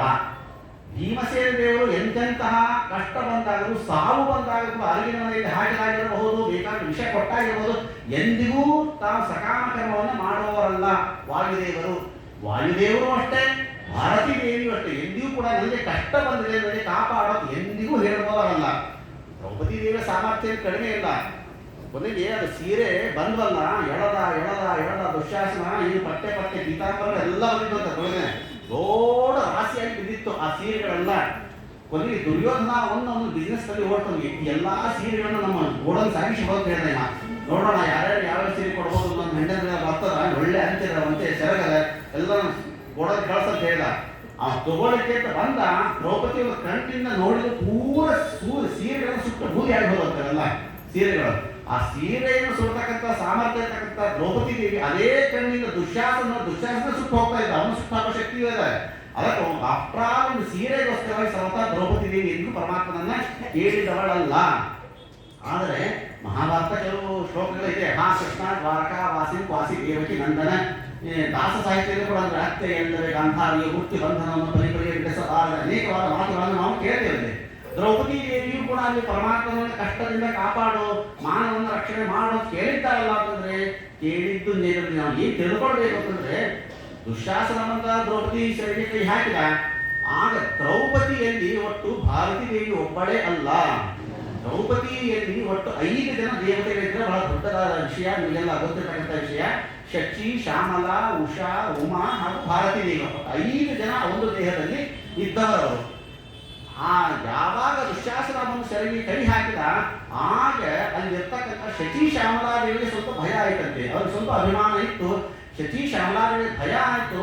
ದ್ರೌಪದಿ ಬಾಯಿಂದ ಏನೋ ಶ್ಲೋಕ ಬಂತು, ಆ ಕೃಷ್ಣ ವಾಸಿ ದೇವಕಿ ನಂದನ, ಹೇ ಕೃಷ್ಣ ನನ್ನ ಕಾಪಾಡೋ ಅಂತ ಬಾಯಿಂದ ಬಂತು. ಆದ್ರೆ ಒಳಗೆ ಕೂತ್ಕೊಂಡು ಕೇಳಿದವರು ಶ್ಯಾಮಲಾದಿಗಳು ಕೇಳಿದ್ರೆ ಹೊರತಾಗಿ ಒಳಗಿರ್ತಕ್ಕಂಥ ಭಾರತೀ ದೇವಿ ಸರ್ವತ ಕೇಳಿಲ್ಲ. ಭಾರತೀ ದೇವಿಯರು ಎಂದಿಗೂ ಸಕಾಮ ಕರ್ಮವನ್ನು ಮಾಡುವವರಲ್ಲ. ಭಾರತೀ ದೇವಿ ನಿಷ್ಕಾಮ ಕರ್ಮವನ್ನೇ ಮಾಡುವವರು. ಶುದ್ಧೇ ಭಾಗವತೆ ಧರ್ಮೆ ನಿರತವೇ ಮೃಗೋದರ. ಆದರೆ ಒಳಗಿರ್ತಕ್ಕಂಥ ಶ್ಯಾಮಲಾದೇವಿಗೆ ಸ್ವಲ್ಪ ಅಭಿಮಾನ ಇತ್ತು, ಅದಕ್ಕೋಸ್ಕರ ಅವರು ಕೇಳಿದ್ದೆ ಹೊರತಾಗಿ ಭಾರತೀ ದೇವಿ ಕೇಳಿದ್ದಲ್ಲ ಅನ್ನೋದನ್ನು ಸ್ಪಷ್ಟವಾಗಿ ತಿಳ್ಕೊಳ್ಬೇಕು ನಾವು ಅಷ್ಟೇ. ಅದಕ್ಕಾಗಿ ದಾಸ ಒಂದು ಕಡೆ ಒಂದು ಪದ್ಯದಲ್ಲಿ ಹೇಳ್ತಾರೆ ನೋಡ್ರಿ, ಬಾಗಿಲನ್ನು ತೆರೆದು ಸೇವೆಯನ್ನು ಕೊಡಹರಿಯೇ ಅನ್ನೋ ಶಬ್ದದಲ್ಲಿ ಒಂದು ವಾಕ್ಯ ಬರ್ತದೆ. ಯಮಸುತನ ರಾಣಿಗೆ ಅಕ್ಷಯ ವಸನವನಿತ್ತೆ. ಯಮಸುತನ ರಾಣಿ ಅಂತಂದ್ರೆ ಯಾರಾದ್ರಲ್ಲಿ? ಯಮನ ಸುತ ಧರ್ಮರಾಜ. ಯಮಸುತನ ರಾಣಿ ಅಂತಂದ್ರೆ ಧರ್ಮರಾಜನ ಪತ್ನಿಯಾದ ಶ್ಯಾಮಲಾದೇವಿ ಕೇಳಿಕೊಂಡಾಗ ನೀನು ಬಟ್ಟೆಯನ್ನು ಕೊಟ್ಟೆ ಹೊರತಾಗಿ ವಾಯುಸುತನ ರಾಣಿಯಾದ ಭಾರತೀ ದೇವಿ ಕೇಳಿಲ್ಲ, ನೀನು ಕೊಡಲಿಲ್ಲ. ಭಾರತೀ ದೇವಿಯರು ಎಂದಿಗೂ ಕೂಡ ನಿಷ್ಕಾಮ ಕರ್ಮ ಮಾಡುವವರೇ ಹೊರತಾಗಿ ಸಕಾಮ ಕರ್ಮನ ಆಫ್ಟರ್ ಒಂದು ಸೀರೆ ನಮ್ಮಂಗಲ್ಲವರು. ನಾವು ದೇವಸ್ಥಾನಕ್ಕೆ ಕೇಳ್ಕೊಡೋದು, ಭಗವಂತ ನಮ್ಮ ಮನೆಯಲ್ಲಿ ಒಂದು ಒಳ್ಳೆ ಸೀರೆ ಕೊಡಿಸೋತ ಬುದ್ಧಿ ಕೊಡಪ್ಪ ಅಂತ ಹೆಣ್ಮಕ್ಳು ಕೇಳ್ಕೋತಾರಲ್ಲ, ಒಂದು ಒಳ್ಳೆ ರೇಷ್ಮೆ ಸೀರೆ ಕೊಡಿಸೋ, ಅದು ಕೊಡಿಸೋತ ಸರ್ವಕ ಇಂತಹ ಸಾಲಿಗೆ ದ್ರೌಪದಿ ದೇವಿಯರು ಸೇರಿದವರಲ್ಲ. ದ್ರೌಪದಿ ದೇವಿ ಕೇಳಿಲ್ಲ, ಭಾರತೀ ದೇವಿ ಕೇಳಿಲ್ಲ, ಪರಮಾತ್ಮ ಸೀರೆಯನ್ನು ಕೊಟ್ಟದ್ದಲ್ಲ. ಕೇಳಿದ್ದು ಅಂತಂದ್ರೆ ಶಚಿ ಶ್ಯಾಮಲಾದೇವಿ ಕೇಳಿದ್ದು, ಕೊಟ್ಟದ್ದು ಅವರಿಗೆ ಕೊಟ್ಟದ್ದು. ಈ ತತ್ವವನ್ನು ನಾವು ತಿಳ್ಕೊಳ್ಬೇಕು. ಮುಂದೆ ಯಾವ ವನವಾಸ ಪರಮಾತ್ಮ ಸಂಧಾನವನ್ನು ಮಾಡಲಿಕ್ಕೆ ಹೋಗಿ ಸಂಧಾನ ಕೂಡ ವಿಫಲವಾದಾಗ ಯುದ್ಧವೇ ನಿಶ್ಚಯ ಅಂತಾದಾಗ ಕೇವಲವಾಗಿ 18 ಅಕ್ಷರಗಳಿಗೆ ಸಹಿತ ಸಮರದಲ್ಲಿ ಪರಮಾತ್ಮನೇ ನಿಂತುಕೊಂಡು ನಿಮಿತ್ತ ಮಾತ್ರ ಸವ್ಯ ಸಾಚಿನ ಅನ್ನುವಂತೆ ಪರಮಾತ್ಮನೇ ಎಲ್ಲ ರೀತಿಯಾದಂಥ ಯುದ್ಧವನ್ನು ತಾನೇ ಮಾಡಿಸಿ ಭೂಭಾಗ ಹರಣವನ್ನು ಮಾಡಿ ಧರ್ಮರಾಜನಿಗೆ ಪಟ್ಟಾಭಿಷಿಕ್ತರನ್ನಾಗಿ ತಾನು ಮಾಡಿ ಪರೀಕ್ಷಿತರಾಜನನ್ನು ಕೂಡ ಬದುಕಿಸಿ ಅನುಗ್ರಹವನ್ನು ಮಾಡಿ ದ್ವಾರಕಪಟ್ಟಣಕ್ಕೆ ಹೋದಾಗ ಬ್ರಹ್ಮಾದಿ ದೇವತೆಗಳನ್ನು ಕೇಳ್ಕೊಳ್ತಾರೆ, ಇನ್ನು ಮುಂದೆ ಪರಂಧಾಮಕ್ಕೆ ಬರಬೇಕು ಅಂತಂದಾಗ ಅವನು ಹೇಳಿದ, ಇನ್ನು ಕೆಲವೇ ದಿವಸದಲ್ಲಿ ನಾವು ಮತ್ತೆ ಪರಂಧಾಮಕ್ಕೆ ಬರ್ತೇನೆ. ಈ ಕಲಿಯುಗ ಬರ್ತದೆ, ಎಲ್ಲ ಯಾದವರ ಮೇಲೆ ಕಳಿಸಿ ನಂತರದಲ್ಲಿ ನಾನು ಬರ್ತೇನೆ ಅಂತಂದಾಗ ಎಲ್ಲ ಯಾದವರ ನಾಶಕ್ಕೋಸ್ಕರ ಈ ಗಾಂಧಾರಿಯ ಒಂದು ಶಾಪ, ಋಷಿ ಮುನಿಗಳ ಶಾಪವೇ ನಿಮಿತ್ತವನ್ನು ಮಾಡಿಕೊಂಡು ಎಲ್ಲರನ್ನು ಕೂಡ ಪ್ರವಾಸ ಕ್ಷೇತ್ರಕ್ಕೆ ಕಳಿಸಿಕೊಂಡು ಬರ್ತಾನೆ. ಪ್ರವಾಸ ಕ್ಷೇತ್ರದಲ್ಲಿ ಪಾನವತ್ತರಾಗಿ ಎಲ್ಲರೂ ಕೂಡ ಯಾದವರು ಹೊಡೆದಾಡಿಕೊಂಡು ಸತ್ತಾಗ ಕೊನೆಗೆ ಯಾವ ಈ ವಸುದೇವನಿಗೆ ಸಾಕ್ಷಾತ್ ನಾರನೇ ಒಂದು ಜಯಂತಿ ಉಪಾಖ್ಯಾನವನ್ನು ಕೂಡ ತಿಳಿಸಿಕೊಡ್ತಾರೆ. ಪರಮಾತ್ಮ ಉದ್ಧವನನ್ನು ಕರೆಸ್ತಾನೆ. ಉದ್ಧವನಿಗೆ ಅದ್ಭುತವಾಗಿರತಕ್ಕಂಥ ಅನೇಕವಾದ ಗೀತೆಗಳನ್ನು ತಿಳಿಸಿಕೊಡ್ತಾನೆ. ಅಯ್ಯೋ ಬಹುಕಸ್ತ್ರ ಗಂಧಃ ವಾಸೋಲಂಕಾರ ಚರ್ಚಿತಃ ಉಚ್ಚಿಷ್ಟ ಭೋಜನೋ ದಾಸಃ ತವಮಾಯಾಂತೇವಿ. ಉದ್ಧವ ಕಣ್ಣೀರಿಡ್ತಾ ಇರ್ತಾ ಪರಮಾತ್ಮನ ಪಾದಕ್ಕೆ ಇದ್ದಾಗ ಅನೇಕವಾದ ತತ್ವಗಳನ್ನು ಹೇಳ್ತಕ್ಕಂಥ ಅದ್ಭುತವಾದ ಭಾಗ ಅನ್ನೋದು ವಿಕಾಸಿಸ್ತಂದ. ಮೊದಲನೇ ಗೀತೆ ಅದು ಅವಧೂತ ಗೀತ ಅಂತ ಹೇಳಿದ್ರೆ, ಪೃಥ್ವಿ ವಾಯು ಆಕಾಶ ಆಪಹ ಅಗ್ನಿ ಚಂದ್ರಮ ರವಿ ಕಪೋತು ಅಜಗರ ಸಿಂಧು ಪತಂಗು ಮಧುಗೃತ್ ಗಜ ಮಧುಹ ಹರಿಣೋ ಮೀನೋ ಪಿಂಗಳ ಗರುಡಾರ್ಭಕಃ ಕುಮಾರಿ ಶರಕೃತ್ಸರ್ಪು ಪೂರ್ಣಮಾಹಿ ಸುದೇಶಕೃತ ಏತೇನೇ ಗುರವೋ ರಾಜನ್ ಚತುರ್ವಿಂಶತ್ ಉಪಾಶ್ರಿತಃ. ಒಟ್ಟು 24 ತರಹದ ಗುರುಗಳನ್ನು ನಾನು ಕಂಡಿದ್ದೇನೆ. ಒಬ್ಬೊಬ್ಬರಿಂದ ಒಂದೊಂದು ರೀತಿಯಾದ ಪಾಠವನ್ನು ನಾನು ಕಲಿತಿದ್ದೇನೆ ಅಂತ ಯಾವ ಅವಧೂತ ಗೀತೆಯ ಮೂಲಕವಾಗಿ, ಮುಂದೆ ಭಿಕ್ಷು ಗೀತೆಯ ಮೂಲಕವಾಗಿ, ಐರ ಗೀತೆಯ ಮೂಲಕವಾಗಿ ಅದ್ಭುತವಾಗಿರ್ತಕ್ಕಂಥ ತತ್ವಗಳನ್ನು ಯಾವ ಕೃಷ್ಣ ಪರಮಾತ್ಮ ಉದ್ಧವನಿಗೆ ಹೇಳಿ ಅವನನ್ನು ಬದರಿಕಾಶ್ರಮಕ್ಕೆ ಕೊಟ್ಟು ಕಳಿಸ್ತಾನೆ. ಮುಂದೆ ಯಾವ ಕೃಷ್ಣ ಪರಮಾತ್ಮ ತಾನು ಗಿಡದ ಕೆಳಗೆ ಕುಳಿತಾಗ ವ್ಯಾಧ ಅವನಿಗೆ ಒಂದು ಬಾಣ ಪ್ರಹಾರವನ್ನು ಮಾಡ್ತಾನೆ. ಆಗ ಕೃಷ್ಣ ಪರಮಾತ್ಮ ತನ್ನ ಅವತಾರ ಕಾರ್ಯಗಳನ್ನು ಅಲ್ಲಿ ಸಮಾಪ್ತಿಯನ್ನು ಮಾಡಬೇಕಾಗಿದೆ. ಅವತಾರ ಕಾರ್ಯ ಸಮಾಪ್ತಿ ಮಾಡಬೇಕು ಅಂತಾದರೆ ಅಲ್ಲಿ ಕೃತ್ರಿಮವಾಗಿರ್ತಕ್ಕಂಥ ದೇಹದ ಸೃಷ್ಟಿಯನ್ನು ಮಾಡಿ ತಾನು ಭೂಮಿಯಿಂದ ಹೋಗುವಾಗ ಒಟ್ಟು 5 ಕಡೆ ಕೃಷ್ಣ ಪರಮಾತ್ಮ ತನ್ನ ಅದ್ಭುತವಾಗಿರ್ತಕ್ಕಂಥ ರೂಪವನ್ನು ಕಲಿಯುಗದ ಜನರಿಗೋಸ್ಕರವಾಗಿ, ನಮಗೋಸ್ಕರವಾಗಿ ಕಲಿಯುಗದಲ್ಲಿ ಯಾವ ಪ್ರಶಸ್ತವಾದದ್ದು ಅಂದರೆ ಕೃಷ್ಣನೇ ಕಲಿಯುಗದ ದೈವ. ನಾವು ಕಲಿಯುಗಕ್ಕೆ ಹತ್ತಿರವಾಗಿರ್ತಕ್ಕಂಥ ಯುಗ ಅಂದರೆ ದ್ವಾಪರ ಯುಗ. ದ್ವಾಪರ ಯುಗದ ದೈವಕ್ಕೆ ನಾವೆಲ್ಲ ಇವತ್ತು ಏನು ಕರ್ಮಗಳನ್ನು ಮಾಡಿದ್ರು ಕೂಡ ಕೃಷ್ಣಾರ್ಪಣ ಅಂತ ಹೇಳ್ತೀವಿ ಹೊರತಾಗಿ ರಾಮಾರ್ಪಣ, ಮತ್ಸ್ಯಾರ್ಪಣ, ಕೂರ್ಮಾರ್ಪಣ ಯಾರೂ ಹೇಳೋದಿಲ್ಲ. ನಮಗೆ ದೈವ ಅಂದರೆ ಕೃಷ್ಣನೇ ಅರ್ಪಣ ಅಂತ ಕೃಷ್ಣ ಪರಮಾತ್ಮನೇ ಒಂದು ರೂಪದಿಂದ ಬಂದು ಭಾಗವತದಲ್ಲಿ ಬಂದು ಕೂತಿದ್ದಾನಂತೆ. ಈಗ ಈ ಸಾಲಿಗ್ರಾಮದಲ್ಲಿ ಒಂದು ರೂಪದಲ್ಲಿ ಹೀಗಾಗಿ ಸಾಲಿಗ್ರಾಮಕ್ಕೆ ಆವಾಹನಾದಿಗಳು ಇರೋದಿಲ್ಲ, ನೇರವಾಗಿ ಅಭಿಷೇಕವನ್ನೇ ಮಾಡ್ತೇವೆ ನಾವು. ಯಾಕೆಂದ್ರೆ ಒಂದು ರೂಪದ ಪರಮಾತ್ಮ ತಾನೇ ಆವಾಹನಾಗಿ ಕೂತ್ಬಿಟ್ಟಿದ್ದಾನೆ. ಸಾಲಿಗ್ರಾಮದಲ್ಲಿ ಒಂದು ರೂಪದಿಂದ ಇದ್ದಾನೆ, ಭಾಗವತ ಗ್ರಂಥದಲ್ಲಿ ಒಂದು ರೂಪದಿಂದ ಇದ್ದಾನೆ, ಉಡುಪಿಯಲ್ಲಿ ಒಂದು ರೂಪದ ತಾನೇ ಒಂದು ನಿಂತು ಬಿಟ್ಟಿದ್ದಾನೆ. ಇನ್ನೊಂದು ಹೆಣ್ಣು ಮಕ್ಕಳಲ್ಲಿ ಜಪ ಮಾಡ್ತಿಲ್ಲ, ಕ್ಲೀಂ ಕೃಷ್ಣಾಯನ ಅಂತ ಜಪ ಮಾಡ್ತಿಲ್ಲ. ಈ ಕ್ಲೀಂ ಕೃಷ್ಣಾಯನ ಅನ್ನುವ ಮಂತ್ರದಲ್ಲಿ ಕೂಡ ಒಂದು ರೂಪದ ನಾನೇ ಒಂದು ಕೂತಿದ್ದೇವೆ ಅಂತೇಳಿ ಹೆಣ್ಣು ಮಕ್ಕಳಿಗೋಸ್ಕರವಾಗಿ ಅಲ್ಲಿ ಒಂದು ಕೊಟ್ಟಿದ್ದಾರೆ. 5 ಕಡೆಗೆ ತನ್ನ ರೂಪವನ್ನು ಸ್ವರ್ಗಲೋಕದಲ್ಲಿ ಕೂಡ ಒಂದು ರೂಪ ಇದೆ, ಕೃಷ್ಣನ ರೂಪ. ಎಲ್ಲ ಕಡೆಗೆ ತನ್ನ ಒಂದು ರೂಪವನ್ನು ಇಟ್ಟು ತಾನು ತಾನಲ್ಲಿ ಹೊರಟು ಬಿಟ್ಟ. ಮುಂದೆ ಅರ್ಜುನ ಒಂದು ಸಂಸ್ಕಾರಾದಿಗಳನ್ನು ಮಾಡಿಕೊಂಡು ಮುಂದೆ ಅವರು ಕೂಡ ಮಹಾಪ್ರಸ್ಥಾನಕ್ಕೆ ಹೊರಡ್ತಾರೆ. ಪರೀಕ್ಷಿತ ರಾಜನಿಗೆ ಪಟ್ಟಾಭಿಷಿಕ್ತರನ್ನಾಗಿ ಮಾಡಿ ಹೊರಟರು ಅಂತ ಹೇಳ್ತಾ ಪರೀಕ್ಷಿತ ರಾಜರು ಮುಂದೆ ಶುಕಾಚಾರ್ಯ ಕೇಳ್ತಾರೆ, ಕಲಿಯುಗದ ಲಕ್ಷಣಗಳು. ಯಾವಾಗ ಕೃಷ್ಣ ಪರಮಾತ್ಮ ಪರಂಧಾಮಕ್ಕೆ ಹೊರಟ, ಕೃಷ್ಣ ಪರಮಾತ್ಮ ಪರಂಧಾಮಕ್ಕೆ ಹೋದ ಮೇಲೆ ಕಲಿಯುಗ ಯಾವ ರೀತಿಯಾಗಿ ಮುಂದೆ ಹೊರೆಯುತ್ತದೆ ಅನ್ನೋ ಭಾಗವನ್ನು ಪರೀಕ್ಷಿತ ರಾಜರು ಕೇಳಿದ ಶುಕಾಚಾರ್ಯ ಹೇಳ್ತಾರೆ, ಈ ಕಲಿಯುಗದ ವರ್ಣನೆಯನ್ನು ನಾನು ಏನಪ್ಪ ಹೇಳಿ, ಕಲಿಯುಗದಲ್ಲಿ ಅನೇಕವಾಗಿ ರಾಜ ಮಹಾರಾಜರೆಲ್ಲ ಬರ್ತಾರೆ, ನಂದಿವರ್ಧನ ಎಲ್ಲರೂ ಕೂಡ ಒಬ್ಬರನ್ನ ಕೊಂದು ಒಬ್ಬರು ಬದುಕೋದು, ತಾನು ತನ್ನ ಸೀಟ್ ಗಳಿಸ್ಕೊಳ್ಬೇಕು, ತನ್ನ ಪೀಠವನ್ನು ಪಡ್ಕೊಳ್ಬೇಕು ಅನ್ನೋದಕ್ಕೋಸ್ಕರವಾಗಿ ಯಾರನ್ನು ಕೊಲೆ ಮಾಡಲಿಕ್ಕೂ ಹೆಸೋದಿಲ್ಲ ಅಂತ ಒಂದು ಘನಘೋರವಾಗಿರ್ತಕ್ಕಂಥ ಯುಗ ಅನ್ನೋದು ಮುಂದೆ ಕಲಿಯುಗಕ್ಕೆ ಬಂದುಬಿಡುತ್ತದೆ. ದ್ವಾಪರ ಕೃತಿಯುಗ ಹೇಗಿರುತ್ತೆ, ಕೃತಿಯುಗದಲ್ಲಿ 4 ಪಾದಗಳು ಅತ್ಯಂತ ಶುದ್ಧವಾಗಿರ್ತದೆ. ಮೊಟ್ಟ ಮೊದಲನೇದು ಕೊನೆಗೆ ಹೋಗ್ತಾ ಹೋಗ್ತಾ ಹೋಗ್ತಾ ಇರುತ್ತೆ, ಹೊಲಸು ಆಗ್ತಾ ಆಗ್ತಾ ಆಗ್ತಾ ಆಗ್ತಾ ಹೋಗತ್ತೆ ಎಲ್ಲ ಯುಗದಲ್ಲಿ. ನಾವೇನಾದ್ರೂ ಇವಾಗ ನಾವು ಹೇಗಿದ್ದೀವಿ, ಮೊಟ್ಟ ಮೊದಲು ನಾವು ಹುಟ್ಟಿದಾಗ ಮಗುವಾಗಿದ್ದಾಗ ಮಗು ಏನ್ ಮಾಡ್ಕೊಳತ್ತೆ, ನೀವು ಬೇಕಾದಷ್ಟು ತಂದೆ ಸ್ವಚ್ಛ ಬಟ್ಟೆ ಹಾಕಿ, ಹೊಸ ಬಟ್ಟೆ ಹಾಕಿ, ಮಾತೋಗಿ ಮಣ್ಣದೇ ಹೊರಳಾಡ್ತದೆ, ಹೊಲಸನ್ನೇ ಮಾಡ್ಕೊಳ್ತದೆ. ಆದರೆ ಮಗುವಿನ ಬಟ್ಟೆ ಹೊಲಸಾಗಿರ್ತದೆ, ಮನಸ್ಸು ಮಾತ್ರ ಶುದ್ಧವಾಗಿರ್ತದೆ. ಆ ಮಗು ಬೆಳೆದು ನಾವೆಲ್ಲ ದೊಡ್ಡವರು ಆಗಲಿ ಅಂತಂದ್ರೆ ನಮ್ಮ ಬಟ್ಟೆ ಮಾತ್ರ ಕ್ಲೀನಾಗಿ ಬಟ್ಟೆ ಉಟ್ಕೊಳ್ತೀವಿ, ಮನಸ್ಸು ಮಾತ್ರ ಹೊಲಸಾಗಿ ಹೋಗ್ತದೆ. ನಾವೆಲ್ಲ ಮನಸ್ಸು ಮಾತ್ರ ಗಲೀಜು ಮಾಡ್ಕೊಂಡ್ಬಿಡ್ತೀವಿ ಅಲ್ಲಿ ದೊಡ್ಡವರು ಆಗ್ಬೇಕಂದ್ರೆ. ಹಾಗೆ ಹುಟ್ಟಿದಾಗ ಮೊಟ್ಟ ಒಂದನೇ ಯುಗದಲ್ಲಿ ಅತ್ಯಂತ ಶುದ್ಧವಾಗಿರ್ತದೆ ಕೃತಿಯುಗಾದಿಗಳಲ್ಲೂ ಕೂಡ. ಮುಂದೆ ಬೆಳೆದಂತೆ ಕಲಿಯುಗ ಬಂದು ಪ್ರಾರಂಭ ಆಯಿತು ಅಂತಂದ್ರೆ ಇಡೀ ಎಲ್ಲರ ಮನಸ್ಸುಗಳೆಲ್ಲ ಕಲ್ಲೋಲವಾಗ್ತದೆ, ಕಲುಷಿತವಾಗ್ತದೆ, ಕಾಮ ಕ್ರೋಧ ಲೋಭಾದಿಗಳೆಲ್ಲ ಕೂಡ ಸೇರ್ಕೊಳ್ತದೆ.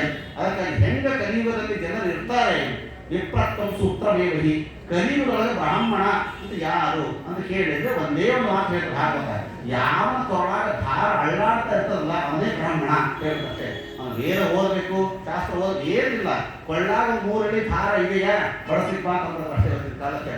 ಈಗ ಯಾವುದು ವಿಪ್ರತ್ವಂ ಸೂತ್ರಮೇವಹಿ, ಲಾವಣ್ಯ ಕೇಶಧಾರಣೆ, ಹೆಣ್ಣು ಮಕ್ಕಳು ಹೇಗೆ ಕಾಲವನ್ನು ಕಳೀತಾರೆ, ಹೆಣ್ಣು ಮಕ್ಕಳು ಲಾವಣ್ಯ ಕೇಶಧಾರಣೆ ಕೇವಲ ತಮ್ಮ ಕೂದಲು ಅಲಂಕಾರ ಮಾಡ್ಕೊಳ್ಳೋದ್ರಲ್ಲೇ ವೈಮರಿತಾರಂತೆ ಹೆಣ್ಣು ಮಕ್ಕಳು. ವಿಚಾರ ಮಾಡ್ರಿ, ಇದು ದ್ವಾಪರ ಯುಗದಲ್ಲಿ ಬರೆದಂತಹ ಭಾಗವತ. ನಾನು ಹೇಳೋ ಮಾತಲ್ಲ, ಪುಸ್ತಕ ತೆಗೆದು ತೋರಿಸ್ತಿರ್ಬೇಕಾದ್ರೆ ಇಂಗ್ಲಿಷ್ನಲ್ಲಿ ನಾವು ಒಂದೇ ಮಾತು ಹೇಳೋದಂತಂದ್ರೆ, ದ್ವಾಪರ ಯುಗದಲ್ಲಿ ವೇದವ್ಯಾಸದೇವರು ಹೊರಟಿದ್ದಾರೆ, ಮುಂದೆ ಕಲಿಯುಗದಲ್ಲಿ ಬ್ಯೂಟಿ ಪಾರ್ಲರ್ ಬರ್ತಾವೆ ಅನ್ನೋದನ್ನು ಬರೆದಿದ್ದಾರೆ ವೇದವ್ಯಾಸದೇವರು. ಎಷ್ಟು ಜ್ಞಾನ ಇರ್ಬೋದು. ಅದನ್ನೇ ಲಾವಣ್ಯ ವೇಷಧಾರಣೆ ಸಂಸ್ಕೃತದಲ್ಲಿ ಬರೋದು, ಇಂಗ್ಲಿಷ್ನಲ್ಲಿ ನೋಡೋದಾದ್ರೆ ಬ್ಯೂಟಿ ಪಾರ್ಲರ್. ನಾನು ಯಾರೋ ಫೇಸ್ಬುಕ್ನಲ್ಲಿ ಹಾಕಿದ್ದ, ನಿಮ್ಮ ಅಮ್ಮ ಎಲ್ಲಿ ಹೋಗ್ಯಾಳ ಅಂತಾರೆ, ಹೆಣ್ಣು ಮಕ್ಕಳ ಗ್ಯಾರೇಜಿಗೆ ಹೋಗ್ಯಾಳ ಅಂತ ಹೇಳ್ತಾರೆ. ಹೆಣ್ಣು ಮಕ್ಕಳ ಗ್ಯಾರೇಜ್ ಅಂದ್ರೆ ಬ್ಯೂಟಿ ಪಾರ್ಲರ್ ಅರ್ಥ. ಅದೆಲ್ಲ ಕೂಡ ಭಾಗವತ ತಿಳಿಸಿಕೊಡ್ತಾ ಇದೆ ನಮಗೆ. ಹೇಗೆ ನಡೀತದೆ ವ್ಯವಹಾರಾದಿಗಳು, ಮಾಯೆಯುವ ವ್ಯಾವಹಾರಿಕೆ, ಎಲ್ಲ ಮಾಯಾಮಯವಾಗಿರ್ತಕ್ಕಂಥ ವ್ಯವಹಾರವೇ ನಡೀತಿರುತ್ತೆ. ಯಾವ ಶುದ್ಧವಾಗಿರ್ತಕ್ಕಂಥ ವ್ಯವಹಾರ ತಮ್ಮ ನಡೆಯೋದಿಲ್ಲ. ಬರೀ ಮೋಸ ಮಾಡೋದ್ರಲ್ಲಿ ಹೆಚ್ಚು ಜನ ಕಾಲ ಕಳೀತಾರೆ. ಮೋಸ ಮಾಡಿದ ಅಂತಂದ್ರೆ ಅವನು ದೊಡ್ಡ ತನ್ನ ಪ್ರಶಂಸಕ ಮಾಡ್ಕೊಳ್ದಂತೆ, ನೋಡ ನಾನು ಹೆಂಗ್ ಮೋಸ ಮಾಡಿ ಬಂದ್ಬಿಟ್ಟೆ ಹಿಂಗೆ ಹೋಗ್ಬೋದಂತ. ಮೋಸ ಮಾಡಿದ್ರೆ ಇವಾಗಲೂ ತಪ್ಪು, ಆ ತಪ್ಪೇ ಇವತ್ತು ಬಹಳ ದೊಡ್ಡದಾಗ್ತಾ ಇದೆ. ಅದಕ್ಕೋಸ್ಕರವಾಗಿ ಮೋಸ ಅಂತ ಅನ್ನೋದು ನಮಗೆ ಗೊತ್ತೂ ಆಗೋದಿಲ್ಲಂತೆ. ಇವತ್ತು ಅದೇ ಪ್ರಶ್ನೆ ಬರುತ್ತೆ ಕೆಲವು. ಯಾವ ಇದೇ ಪ್ರಶ್ನೆ ನಾನು ಅರ್ಜುನ ಕೇಳಿದ, ಕೌರವರು ಇವತ್ತು ನಮಗೆ ಮೋಸ ಮಾಡಿದ್ದಾರಲ್ಲ, ನಮಗೆ ಮೋಸ ಮಾಡಿದ್ದಾರೆ, ನಾವು ಸಹಿಸಿಕೊಳ್ತೇವೆ, ನಾವು ತಡ್ಕೊಳ್ತೇವೆ, ಯಾಕೆ ಮತ್ತೆ ಯುದ್ಧ ಮಾಡಬೇಕು, ನಾವೇ ತಡ್ಕೊಳ್ತೇವೆ ಅಂತ ಕೃಷ್ಣ ಪರಮಾತ್ಮ ಹೇಳಿದ. ನೋಡಪ್ಪ, ಮೋಸ ಮಾಡಿದ್ದು, ಜೂಜಾಟ ಆಡಿದ್ದು, ಪಗಡೆ ಆಟ ಆಡಿದ್ದು, ಸೋಲಿಸಿದ್ದು, ಮೋಸ ಮಾಡಿದ್ದು ಅದು ನಿನಗೆ ಇರಬಹುದು, ಪಾಂಡವರನ್ನು ಸೋಲಿಸಿರೋದಿರಬಹುದು. ಆದರೆ ನಿಜವಾಗಿ ಪಾಂಡವರನ್ನು ಸೋಲಿಸಿದ್ದಲ್ಲ, ನಿಜವಾಗಿ ಮೋಸ ಮಾಡಿದ್ದು ದೈವಕ್ಕೆ ಮೋಸ ಮಾಡಿದ್ದು, ದೇವರಿಗೆ ಮೋಸ ಮಾಡಿದ್ದು, ಅದಕ್ಕೆ ಶಿಕ್ಷೆ ಆಗಲೇಬೇಕು. ನೋಡೋದಕ್ಕೆ ನಮ್ಗೆ ಏನು ಅನಿಸ್ತದೆ, ಪಾಂಡವರಿಗೆ ಮೋಸ ಮಾಡಿದ್ರು ಇಷ್ಟೇ ಅನಿಸ್ತದೆ, ಪಾಂಡವರಿಗೆ ಮೋಸ ಮಾಡಿದ್ದಲ್ಲ, ಅದು ದೇವರಿಗೆ ದ್ರೋಹ ಮಾಡಿದ್ದು, ಮೋಸ ಮಾಡಿದ್ದು. ನಮಗೆ ಉದಾಹರಣೆಗೆ ಬಸ್ಸಲ್ಲಿ ಹೋದಾಗ ಯಾರೋ ಒಬ್ಬರು ಕಂಡಕ್ಟರ್ ಟಿಕೆಟ್ ತಗೊಳ್ಳಾರ್ದಂಗೆ ಬಂದ್ಬಿಡ್ತಾರೆ. ಹೆಣ್ಮಕ್ಳಿಗೆಲ್ಲ ಫ್ರೀ ಇದೆ, ಹೆಣ್ಮಕ್ಳಿಗೆ ಹೇಳೋದು ಬೇಡ, ಗಂಡಸರು ಹೇಳ್ಕೊಳ್ಳೋಂತಷ್ಟೇ.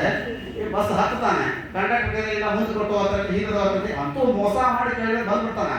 ಅವನು ಅಂತ ನೋಡ ಕಂಡಕ್ಟರ್ ಹೆಂಗೆ ಮೋಸ ಮಾಡಿದೆ ಅಂತ. ನಿಜವಾಗಿ ನೀವು ಮೋಸ ಮಾಡಿದ್ದು ಯಾರಿಗೆ? ಕಂಡಕ್ಟರ್ಗೆ ಅಲ್ಲ, ಮೋಸ ಮಾಡಿದ್ದು ಸರ್ಕಾರಕ್ಕೆ ನೀವು ಮೋಸ ಮಾಡಿದ್ದು. ಅದು ಕಂಡಕ್ಟರ್ ದುಡ್ಡಲ್ಲ, ನೀ ಕೊಡೋ ದುಡ್ಡು ಸರ್ಕಾರಕ್ಕೆ ಹೋಗತ್ತದು. ಆಗ ಅಂತರ್ಗತ ಎಲ್ಲಿ ನಿನ್ನ ಮೋಸ ಯಾರಿಗಾಯ್ತು? ಇಡೀ ಒಂದು ಸರ್ಕಾರಕ್ಕೆ ಮೋಸ ಆಯ್ತು ಅಂತ, ಕಂಡಕ್ಟರ್ ಮೋಸ ಆಗಿಲ್ಲ ಹಂಗದ ಇದು. ಈ ಕೌರವರು ಮೋಸ ಮಾಡಿದ್ದು ಯಾರಿಗೆ? ಪಾಂಡವರಿಗೆ ಅಲ್ಲ, ಪಾಂಡವರಿಗೆ ಮೋಸ ಮಾಡಿದ್ದಲ್ಲ, ಇದು ದೈವಕ್ಕೆ ಮೋಸ ಮಾಡಿದ್ದು, ಧರ್ಮಕ್ಕೆ ಮೋಸ ಮಾಡಿದ್ದು. ಅದಕ್ಕೋಸ್ಕರ ಅವರನ್ನು ಕೊಲ್ಲಬೇಕು. ಯಾಕಂದ್ರೆ ದತ್ತ ಸ್ವಾತಂತ್ರ್ಯ ಇದರಲ್ಲಿ ತಿಳಿಸಿಕೊಡ್ತಾರೆ. ಹಾಗಾದ್ರೆ ನಾವು ನಮ್ಮ ಕರ್ಮನ ಬೇಕಾದಷ್ಟು ಮಾಡ್ತೇವಲ್ಲ, ನಾವು ಮಾಡಿದ್ರೆ ನಮಗೆ ಇಷ್ಟ. ಅದಕ್ಕೆ ದೈವ ಅಂತ ಯಾಕೆ ಇರ್ತೀರಿ ನೀವು? ಈ ರೀತಿ ಅನೇಕವಾಗಿರ್ತಕ್ಕಂಥ ಮಾತುಗಳನ್ನು ತಿಳಿಸಿಕೊಡ್ತಾರೆ. ಅದಕ್ಕಾಗಿ ಇಲ್ಲಿ ದೈವ ದೊಡ್ಡದ ಪ್ರಯತ್ನ ದೊಡ್ಡದ ಅನ್ನೋ ಪ್ರಶ್ನೆ ಬಂದಾಗ ದೈವವೂ ಇರಬೇಕು, ಪ್ರಯತ್ನವೂ ಇರಬೇಕು. ಅಂದಾಗ ಮಾತ್ರ ದೇವರಿಗೆ ಪ್ರೀತಿ ಆಗ್ತದೆ, ಮೋಕ್ಷವಾಗ್ತದೆ. ಇವತ್ತು ಅನೇಕ ಜನ ಏನ್ ಕೇಳ್ತಾರೆ, ನಮ್ಮ ಪ್ರಯತ್ನದಿಂದ ನಾವು ಮೇಲೆ ಬಂದಿದ್ದೀನಿ, ಇದಕ್ಕಾಗಿ ದೈವವನ್ನು ತರಬೇಕು ಅಂತ ಕೆಲವು ಜನ ಹೇಳ್ತಾರೆ. ಇನ್ನ ಕೆಲವರು ಇದ್ದಾರೆ, ಅವ್ರು ಏನಂತಂದ್ರೆ ಎಲ್ಲ ದೇವರನ್ನ ನಂಬಿಬಿಟ್ಟು ಎಲ್ಲಾ ದೇವರನ್ನ ಹಾಕಿ ಕೂತ್ಬಿಟ್ಟು ನಾವು ಏನು ಮಾಡೋದು ಬೇಕಾಗಿರುತ್ತೆ, ಎಲ್ಲ ದೇವ್ರು ಮಾಡ್ತಾನೆ. ಎರಡೂ ತಪ್ಪು. ಎಲ್ಲಾ ದೇವ್ರು ಮಾಡಿಸ್ತಾನೆ ಅಂತ ಅನ್ಕೊಂಡು ಕೊಡೋದು ತಪ್ಪು, ನಾನು ಒಬ್ಬನೇ ನನ್ನ ಪ್ರಯತ್ನದಿಂದ ಮಾಡ್ತೀನಿ ಅನ್ನೋದು ತಪ್ಪು. ಎರಡೂ ಸೇರಿದಾಗ ಮಾತ್ರ ಒಂದು ಕಾರ್ಯ ಆಗಲಿಕ್ಕೆ ಸಾಧ್ಯ ಇದೆ. ಅದಕ್ಕಾಗಿ ಒಂದು ದೃಷ್ಟಾಂತ ಕೊಡ್ತಾ ಇದ್ದೆ ನಾನು. ಇವತ್ತು ಒಲೆಯ ಮೇಲೆ ನೀವು ನೀರನ್ನು ಇಟ್ಟರೆ ಏನಾಗ್ತದೆ? ಕುದೀತದೆ, ಅದು ಉಕ್ಕು ಬರೋದಿಲ್ಲ. ಆದ್ರೆ ಹಾಲನ್ನು ಇಟ್ಟರೆ ಅದು ಉಕ್ಕು ಬರ್ತದೆ. ಹಾಲಿಗೆ ಉಕ್ಕುವ ಶಕ್ತಿ ಇದೆ, ಉಕ್ಕುವ ಸ್ವಭಾವ ಇದೆ ಹಾಲಿಗೆ. ಅದು ಶಕ್ತಿ ಏನೋ ಉಕ್ಕುವ ಶಕ್ತಿ ಹಾಲಿಗೆ ಮಾತ್ರ ಇರ್ತದೆ ಹೊರತು ನೀರೇ ಇಲ್ಲ. ಹಾಗಾದ್ರೆ ಹಾಲಿಗೆ ಉಕ್ಕುವ ಶಕ್ತಿ ಇದೆ ಅಂತ ಅಂದುಕೊಂಡು ಹಾಲು ತಂದು ಫ್ರಿಡ್ಜಿನ ಇಟ್ಟು ಮಂಚಿನ ಮೇಲೆ ಆರಾಮ್ ಅನ್ಕೊಂಡು ಹಾಲಕ್ಕೆ ಉಕ್ತಾ ಇಲ್ಲ, ಉಕ್ಕುತ್ತಾ ಇಲ್ಲ, ಉಕ್ಕುತ್ತಾ ಇಲ್ಲ ಅನ್ಕೋಕೊಂಡು ಉಕ್ತದ ಹಾಲು. ಫ್ರಿಡ್ಜಿನ ಇಟ್ಟರೆ ಸರ್ವತ ಹಾಲು ಉಕ್ಕೋದಿಲ್ಲ. ಅದು ಉಕ್ಕುವ ಶಕ್ತಿ ಇಲ್ವಾ ಅಂತಂದ್ರೆ ಉಕ್ಕುವ ಶಕ್ತಿ ಇದೆ, ಆದ್ರೂ ಉಕ್ಕುತ್ತಾ ಇಲ್ಲ. ಯಾಕೆ? ನಿನ್ನ ಪ್ರಯತ್ನ ಸೇರಿಲ್ಲ. ನಿನ್ನ ಪ್ರಯತ್ನ ಸೇರಿಸಬೇಕು. ಏನು? ಒಲೆ ಹೊತ್ತಿಸಬೇಕು, ಪಾತ್ರೆಗೆ ಹಾಲನ್ನು ಹಾಕಬೇಕು, ಆ ಪಾತ್ರೆ ಒಲೆಯ ಮೇಲೆ ಇಡಬೇಕು. ಇದೇ ಪ್ರಯತ್ನ. ಈ ನಿನ್ನ ಪ್ರಯತ್ನ ಜೊತೆಗೆ ಹಾಲಿನ ಶಕ್ತಿ ಎರಡು ಸೇರಿದಾಗ ಮಾತ್ರ ಹೇಗೆ ಹಾಲು ಉಕ್ಕುತ್ತದೋ, ನಮ್ಮ ಪ್ರಯತ್ನ ಮತ್ತು ಅದರ ಒಂದು ಸ್ವಭಾವ ಎರಡು ಸೇರಿದಾಗ ಮಾತ್ರ ನಮಗೆ ಉತ್ತಮವಾಗಿರ್ತಕ್ಕಂಥ ಫಲ ಸಿಗಲಿಕ್ಕೆ ಸಾಧ್ಯ ಇದೆಯೇ ಹೊರತಾಗಿ ಹಾಗೆ ಶಕ್ತಿನೇ ಇಲ್ಲ ಅಂತ ಆಗಿದೆ. ನೀವು ನೀರನ್ನು ಎಷ್ಟು ಒಲೆ ಮೇಲೆ ಇಟ್ಟರು ಅದು ಉಕ್ಕಲಿಕ್ಕಾಗಲ್ಲ, ಹಾಲನ್ನು ಎಷ್ಟು ಫ್ರಿಡ್ಜಿನ ಇಟ್ಟರು ಅದು ಉಕ್ಕೋದಿಲ್ಲ. ನಮ್ಮ ಪ್ರಯತ್ನ ಸೇರಬೇಕಲ್ಲ, ಪ್ರಯತ್ನ ಸೇರಿದಾಗ ಮಾತ್ರ ಅದು ಉಕ್ಕಲಿಕ್ಕೆ ಸಾಧ್ಯ ಇದೆ ಅನ್ನೋದನ್ನ ಪರಮಾತ್ಮ ಅದ್ಭುತವಾಗಿರ್ತಕ್ಕಂಥ ತತ್ವವನ್ನು ತಿಳಿಸಿಕೊಟ್ಟ. ಹಾಗಾಗಿ ಈ ದೇಹವನ್ನು ದೇವರು ಕೊಟ್ಟಂತಹ ದೇಹ ಅಲ್ಲ ಇದು. ದೇವರು ಕೊಟ್ಟಂತಹ ದೇಹ ನನಗೋಸ್ಕರವಾಗಿ ದೇವರು ಕೊಟ್ಟಿದ್ದಾನೆ. ನಾನು ಏನ್ ಬೇಕಾದ್ರೂ ಮಾಡಬಹುದಲ್ಲ. ಇವತ್ತು ನಾನು ಏನ್ ಬೇಕಾದ್ರೂ ಹೋಗ್ಬೋದು, ಏನ್ ಬೇಕಾದ್ರೂ ಮಾಡೋದು. ಮಧ್ಯದಲ್ಲಿ ಯಾಕೆ ದೇವರು ಅದನ್ನು ಮಾಡು, ದೇವರ ಪೂಜೆ ಮಾಡು, ಉಪವಾಸ ಮಾಡು, ಸಂಧ್ಯಾವಂದನೆ ಮಾಡು, ಇಷ್ಟೆಲ್ಲ ಯಾಕೆ ರಿಸ್ಟ್ರಿಕ್ಷನ್ಗಳನ್ನು ಹಾಕ್ತೀರಿ ನೀವು? ಸರ್, ದೇವರ ದೇಹವನ್ನು ಕೊಟ್ಟಿದ್ದಾನೆ, ನನಗೆ ತಿನ್ಲಿಕ್ಕೆ ಬರ್ತದೆ, ಬಾಯಿ ಇದೆ, ಹೊಟ್ಟೆ ಇದೆ, ನಡೀಲಿ, ನನ್ನ ಪಾಡಿನ ಏನ್ ಬೇಕಾದ್ನ ಮಾಡಿ ಎಂಜಾಯ್ ಲೈಫ್. ನಾನು ಇವತ್ತು ಮಾಡ್ತೀನಿ, ಯಾರೂ ಅಡ್ಡಿ ಹಾಕಬೇಡ್ರಿ ಅಂತಂದ್ರೂ ನಡೆಯೋದಿಲ್ಲ. ಹಾಕಿದ್ರು ಕೂಡ ನಮಗೆಲ್ಲೂ ಕೂಡ ಒಂದು ಕಟ್ಟಳೆಗಳನ್ನ ಪರಮಾತ್ಮ ಹಾಕಿ ಕೊಟ್ಟಿದ್ದಾನೆ. ಅದರಲ್ಲಿ ನಾವು ಬದಕಬೇಕು. ಜಾತವರ್ಣ ನಯಾಸ ಒಂದು ವರ್ಣಗಳನ್ನು ಹಾಕಿದ, ಒಂದು ಧರ್ಮವನ್ನು ಹಾಕಿದ. ಅದರ ಮಧ್ಯದಲ್ಲಿ ಏನು ಕೆಲವು ಭಾಷಣಕಾರರು ಉಪನ್ಯಾಸಗಳು ಬಹಳ ಅದ್ಭುತವಾಗಿರ್ತದೆ. ಎಲ್ಲರೂ ಒಂದೇ, ಎಲ್ಲರ ರಕ್ತ ಒಂದೇ, ಎಲ್ಲರೂ ಒಂದೇ, ಎಲ್ಲ ಕುಡಿಯೋ ನೀರು ಒಂದೇ, ಜಲ ಒಂದೇ, ನೆಲ ಒಂದೇ, ಎಲ್ಲರೂ ಒಂದಾಗಿರೋಣ ಅಂತ ಹೇಳ್ತಾರೆ. ಒಂದಾಗಿ ಇರುವುದು ಸತ್ಯ. ಧರ್ಮಕ್ಕೆ ಎಲ್ಲರೂ ಒಂದೇ. ಧರ್ಮ ಅನ್ನೋದು ಎಲ್ಲರೂ ಒಂದೇ ಇರ್ತದೆ. ಆದ್ರೆ ಧರ್ಮವನ್ನು ಬಳಸತಕ್ಕಂಥ ಜಾತಿಗಳು ಮಾತ್ರ ಬೇರೆ ಬೇರೆ. ಬ್ರಾಹ್ಮಣ, ವೈಶ್ಯ, ಕ್ಷತ್ರಿಯ, ಶೂದ್ರ ಇರತಕ್ಕಂಥ ಅದು ವರ್ಣಗಳು ಬೇರೆ ಇರ್ತದೆ. ಎಲ್ಲ ವರ್ಣದವರಿಗೆ ಮೂಲ ಧರ್ಮ, ಪರಮಾತ್ಮ ಸರ್ವೋತ್ತಮ ಅನ್ನುವ ಧರ್ಮ ಏನಿಲ್ಲ, ಧರ್ಮ ಮಾತ್ರ ಒಂದೇ ಇರ್ತದೆ. ಉದಾಹರಣೆಗೆ ನೀವು ಬೆಳಗ್ಗೆ ಎದ್ದ ತಕ್ಷಣ ಎಲ್ಲರೂ ಹಲ್ಲು ಉಜ್ತಾರೆ. ನಿಮ್ಮ ಬಚ್ಚಿನ ಮನೆ ಹೋಗಿ, ಮನೆಯಲ್ಲಿ ಒಂದು 4 ಜನ ಇರ್ತಾರೆ. ಅಪ್ಪ, ಅಮ್ಮ, ಮಗ, ಸೊಸೆ 4 ಜನ ಇರ್ತಾರೆ. 4 ಜನಕ್ಕೆ ಒಂದು ಬಾತ್ರೂಮ್ ನಲ್ಲಿ ಪೇಸ್ಟ್ ಇರ್ತದೆ, ಬ್ರಷ್ ಇರ್ತದೆ, ಪೇಸ್ಟ್ ಟ್ಯೂಬ್ ಒಂದೇ ಇರ್ತದೆ. ಅದು ನಿಸ್ವಾಕೋ ಕ್ಲೋಸಪ್ ಒಂದೇ ಟ್ಯೂಬ್ ಇರ್ತದೆ. ಆ ಹಲ್ಲು ತಿಕ್ಕಲಿಕ್ಕೆ ಮಾತ್ರ 4 ಬ್ರಷ್ ಬೇರೆ ಬೇರೆ ಬೇರೆ ಬೇರೆ ಇರ್ತವೆ. ಒಂದೇ ಬ್ರಷ್ ನಲ್ಲಿ 4 ಜನ ಹಲ್ಲು ತಿಕ್ಕೋದಿಲ್ಲ. ಆದ್ರೆ ಎಲ್ಲರೂ ಆ ಬ್ರಷ್ ಒಂದೇ ಪೇಸ್ಟ್ ಹಚ್ಕೋತಾರೆ, ಹಲ್ಲು ತಿಕ್ಕೋತಾರೆ. ಅವ್ರ ಬ್ರಷ್ ಒಂದ್ ಕಡೆ ಇಟ್ಟು ಬರ್ತಾರೆ. ಇದು ಪೇಸ್ಟ್ ಅನ್ನೋದು ಏನಿದೆಲ್ಲ, ಪೇಸ್ಟಿನ ಟ್ಯೂಬ್ ಇದು ಧರ್ಮ ಇದ್ದಂಗೆ. ಎಲ್ಲರೂ ಧರ್ಮವನ್ನೇ ಬಳಸ್ತಾರೆ.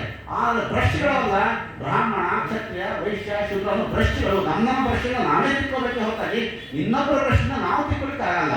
ಅದಕ್ಕೋಸ್ಕರ ನಾವು ತಿಕ್ಕೊಂಡ ಬ್ರಷ್ನ ನೀವು ತಿಕ್ಕೊಳಿಕ್ಕಾಗಲ್ಲ, ನೀವು ತಿಕ್ಕೊಂಡ ಬ್ರಷ್ನ ನಾವು ತಿಕ್ಕೊಳಿಕ್ಕಾಗಲ್ಲ. ಇನ್ನು ನಾವು ನೀವೆಲ್ಲ ನಮ್ಮ ರಕ್ತವನ್ನೇ, ನಿಮ್ಮ ರಕ್ತವನ್ನೇ ಅಂತ ಹೇಳ್ತೀವಲ್ಲ, ಅದಕ್ಕೋಸ್ಕರ ಈ ಬ್ರಷ್ ಹೆಂಗು ಹಂಗೆ ಇವು ವರ್ಣಗಳು ಇದ್ದಂತೆ. ಆ ಕಟ್ಟಡಗಳಲ್ಲಿಯೇ ನಾವು ಪರಮಾತ್ಮ ಏನೊಂದು ಹಾಕಿ ಕೊಟ್ಟಿದ್ದಾನ ವಿಧಿ ನಿಷೇಧಗಳಲ್ಲಿಯೇ ನಾವು ಬದುಕಬೇಕು. ಅಂದ್ರೆ ಮಾತ್ರ ನಾವೆಲ್ಲ ಇಷ್ಟ ಧರ್ಮವನ್ನು ಮಾಡೋದು ಯಾವಕ್ಕೋಸ್ಕರವಾಗಿ? ಪುಣ್ಯ ಬರಲಿ, ಪುಣ್ಯ ಕೊಡುವವರು ಯಾರು? ದೇವರೇ ತಂದುಕೊಡೋದು. ಪರಮಾತ್ಮನ ಪುಣ್ಯವನ್ನು ಕೊಡ್ತಾನೆ ಅನ್ನೋದಕ್ಕಾಗಿ ನಾವೆಲ್ಲ ಇವತ್ತು ಇಷ್ಟೆಲ್ಲ ಕರ್ಮಗಳನ್ನು ನಾವು ಮಾಡ್ತಾ ಇರೋದು. ಇಲ್ಲ ಅಂತ ನಾವು ಕರ್ಮಗಳನ್ನೇ ಮಾಡ್ತಾ ಇರಲಿಲ್ಲ. ಆದರೆ ಅದಕ್ಕೊಂದು ಸುಮ್ಮನೆ ಇಲ್ಲಿ ಬೆಳಗಾವಿಗೆ ನೀವು ಬರ್ತೀರಾ, ಬೆಂಗಳೂರಿನಿಂದ ಅಥವಾ ಇಲ್ಲಿಂದ ಬೆಂಗಳೂರಿಗೆ ಹೋಗಿ ನಾವು ಇಳಿತಾರೆ. ಇಳಿದಾಗ ನೀವು ಆಟೋದವ್ರು ಕರೆದು ಕೇಳ್ತಾರೆ, ನೀವು ಜಯನಗರಕ್ಕೆ ಬರ್ತೀಯಾ?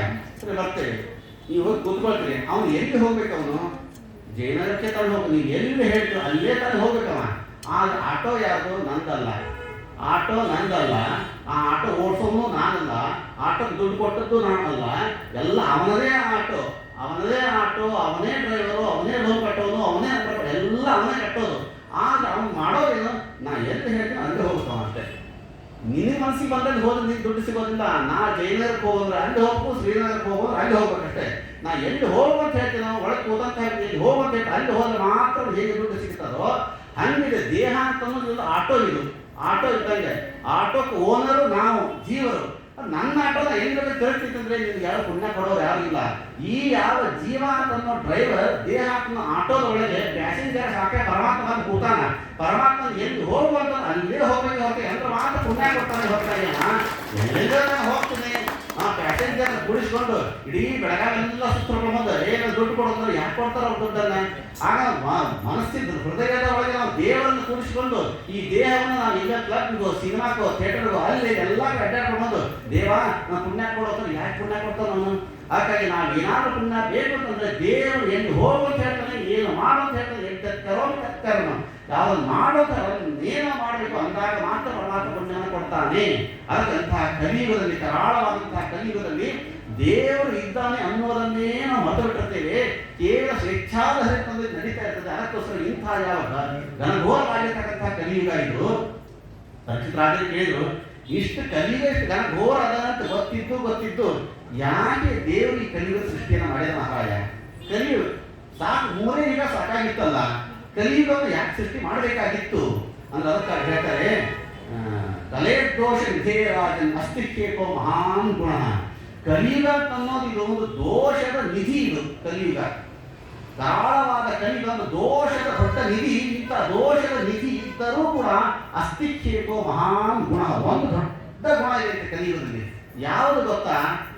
ನಾವು ಏನು ಹಿಂದಿನ ಯುಗಗಳಲ್ಲಿ ಮಾಡ್ತಾರಲ್ಲ, ಯಾವ ಕೃತಯುಗದಲ್ಲಿ ತಪಸ್ಸು ಮಾಡಬೇಕಾಗಿತ್ತು, ನೀವೆಲ್ಲ ಕೇಳ್ತಿರಲ್ಲ, ಸಮುದ್ರದ ಮಧ್ಯದಲ್ಲಿ ಇಡಬೇಕಾಗಿತ್ತು, ಅಗ್ನಿ ಮಧ್ಯದಲ್ಲಿ ಕೊಡಬೇಕಾಗಿತ್ತು, ಇಷ್ಟು ಗಂಟ ಬೆಳಬೇಕಾಗಿತ್ತು, ಹುಟ್ಟು ಬೆಳೆಸಬೇಕಾಗಿತ್ತು, ಇಷ್ಟೆಲ್ಲ ಲಕ್ಷ ವರ್ಷ ತಪಸ್ಸು ಮಾಡಿದ್ರೆ ಏನು ಪುಣ್ಯ ಬರ್ತದೋ ಅಷ್ಟು ಪುಣ್ಯ ಕಲಿಯುಗದಲ್ಲಿ ಒಂದು ಸಲ ನಾರಾಯಣ ಅಂದ್ರೆ ಸಾಕಷ್ಟು ಪುಣ್ಯ ಬಂದ್ಬಿಡತ್ತಂತೆ. ಇದು ಕಲಿಯುಗಕ್ಕೆ ಒಂದು ದೊಡ್ಡದಾದ ಗುಣ ಇದೆ. ಇದು ದ್ವಾಪರೇ ಪರಿಚರ್ಯಾಯಂ ತ್ರೇತಾಯಂ ಯಜತೋ ಮಕರ್ಹಿ.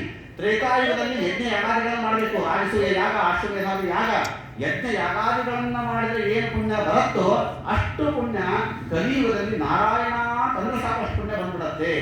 ಅದೇ ದ್ವಾಪರ ಯುಗದಲ್ಲಿ ಪರಿಚರ್ಯಾಯ, ದ್ವಾಪರ ಪೂಜೆ, ಪುನಸ್ಕಾರ, ಬ್ರಾಹ್ಮಣ ಸತ್ಕಾರ, ಅತಿಥಿ ಸತ್ಯ ಎಲ್ಲವನ್ನ ಮಾಡಿದ್ರೆ ಏನು ಪುಣ್ಯ ಬರಬೇಕು ಅಷ್ಟು ಪುಣ್ಯ ಕಲಿಯುಗದಲ್ಲಿ ನಾರಾಯಣ ಅಂದ್ರೆ ಸಾಕು ಬರ್ತದೆ. ಅದಕ್ಕಾಗಿ ಕಲಿಯುಗದಲ್ಲಿ ಹೇಳ್ತಾರೆ, ನರಜನ್ಮ ಬಂದಾಗ ನಾಲಿಗೆ ಇರುವಾಗ ಕೃಷ್ಣ ಎನ್ನಬಾರದೆ.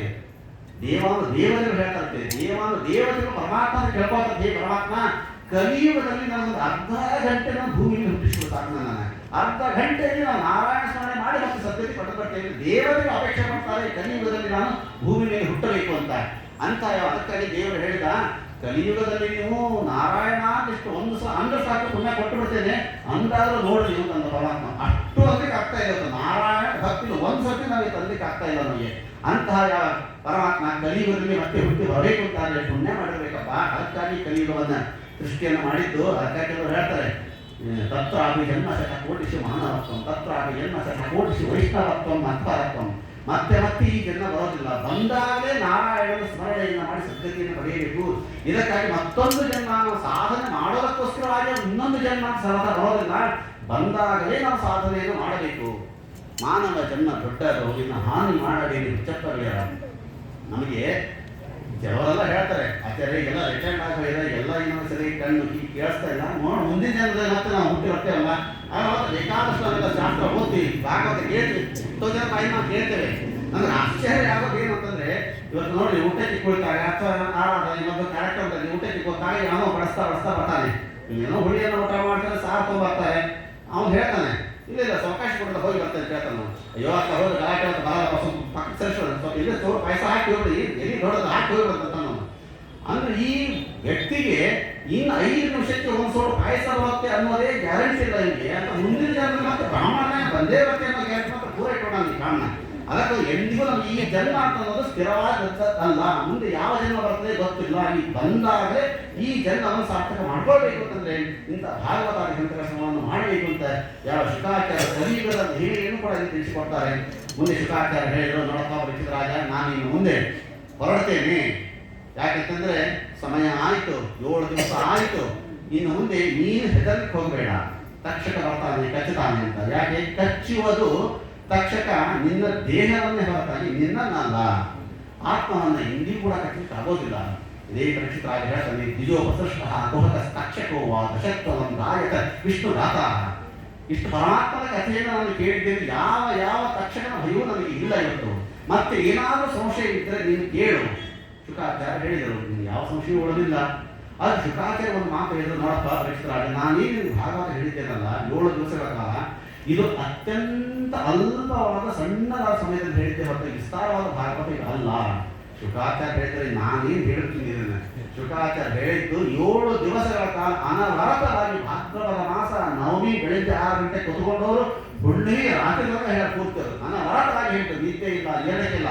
ಅಂಥವರೇ ಅತ್ಯಂತ ಸ್ವಲ್ಪ ಕಾಲದಲ್ಲಿ ನಾನು ಹೇಳಿದ್ದೇನೆ ಅಂತ ಹೇಳುವಾಗ, ಹಾಗಾದ್ರೆ ನೀನು ಅನ್ಕೋಬಹುದು, ಓ ನೀನು ಹೇಳಿದ ವಿಸ್ತಾರವಾದ ಭಾಗವತ ಅಲ್ವಾ, ಸ್ವಲ್ಪವಾಗಿ ಹೇಳಿದ್ದೆ ನೀವು, ಹಾಗೆ ವಿಸ್ತಾರವಾದ ಭಾಗವತ ಇನ್ನೊಬ್ಬ ಹತ್ರ ಕೇಳ್ತೇನೆ ಅಂತ ಅನ್ಲಿಕ್ಕೆ ಹೋಗಬೇಡ.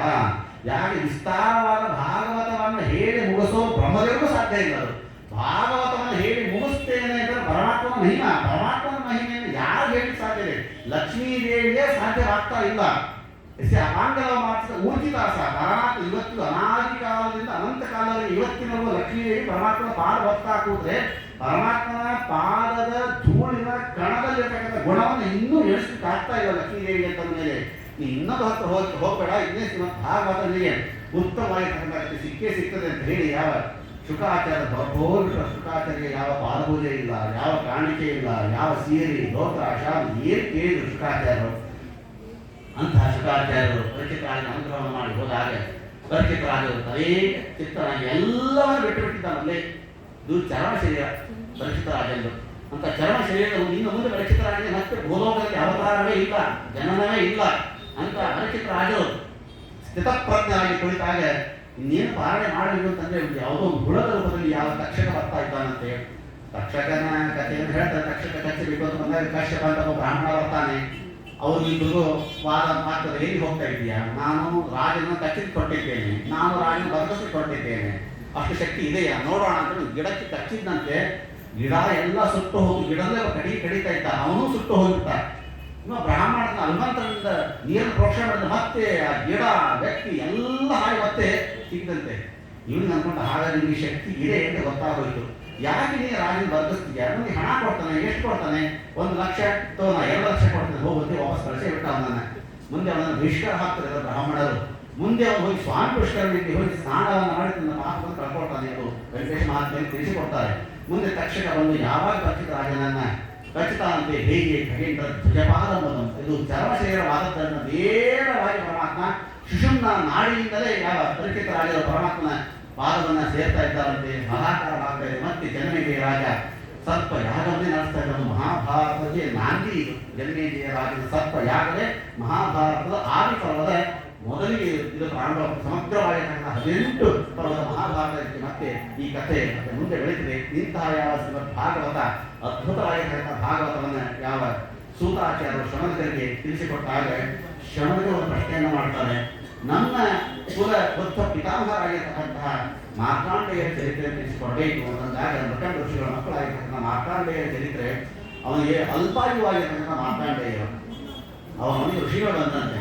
ಋಷಿಗಳಿಗೆ ಹಣೆ ಬರಹ ನೋಡುವ ಗೊತ್ತಿತ್ತು. ಬಂದ ತಕ್ಷಣ ಆಟ ಆಡ್ತಾ ಇದ್ದ ಮಕ್ಕಳು 5 ವರ್ಷದ ಕೂಸು. ಹೀಗೆ ನೋಡಿದ ತಕ್ಷಣ ಇದೇನು ನಿನ್ನ ಹಣೆ ಬರಹ? ಅವ್ರ ಅಪ್ಪ ಹೇಳಿದ್ರೆ, ನೋಡಪ್ಪ ನಿನ್ನ ಮಗನ ಆಯುಷ್ಯ ಬಹಳ ಕಡಿಮೆ ಇದೆ. ಪ್ರಕಟ ಋಷಿಗಳು ಹೇಳಿದ್ರು. ಅಷ್ಟೇ ಹೇಳಿದ್ರಲ್ಲ, ನಾನು ಕೃತಾರ್ಥನಾದೆ ಅಂತ ಹೇಳಿ ಅವ್ರು ಕೊಟ್ಟ ತಕ್ಷಣ ಮೊಟ್ಟ ಮೊದಲು ಮಾಡಿದ ಕೆಲಸ ಏನು?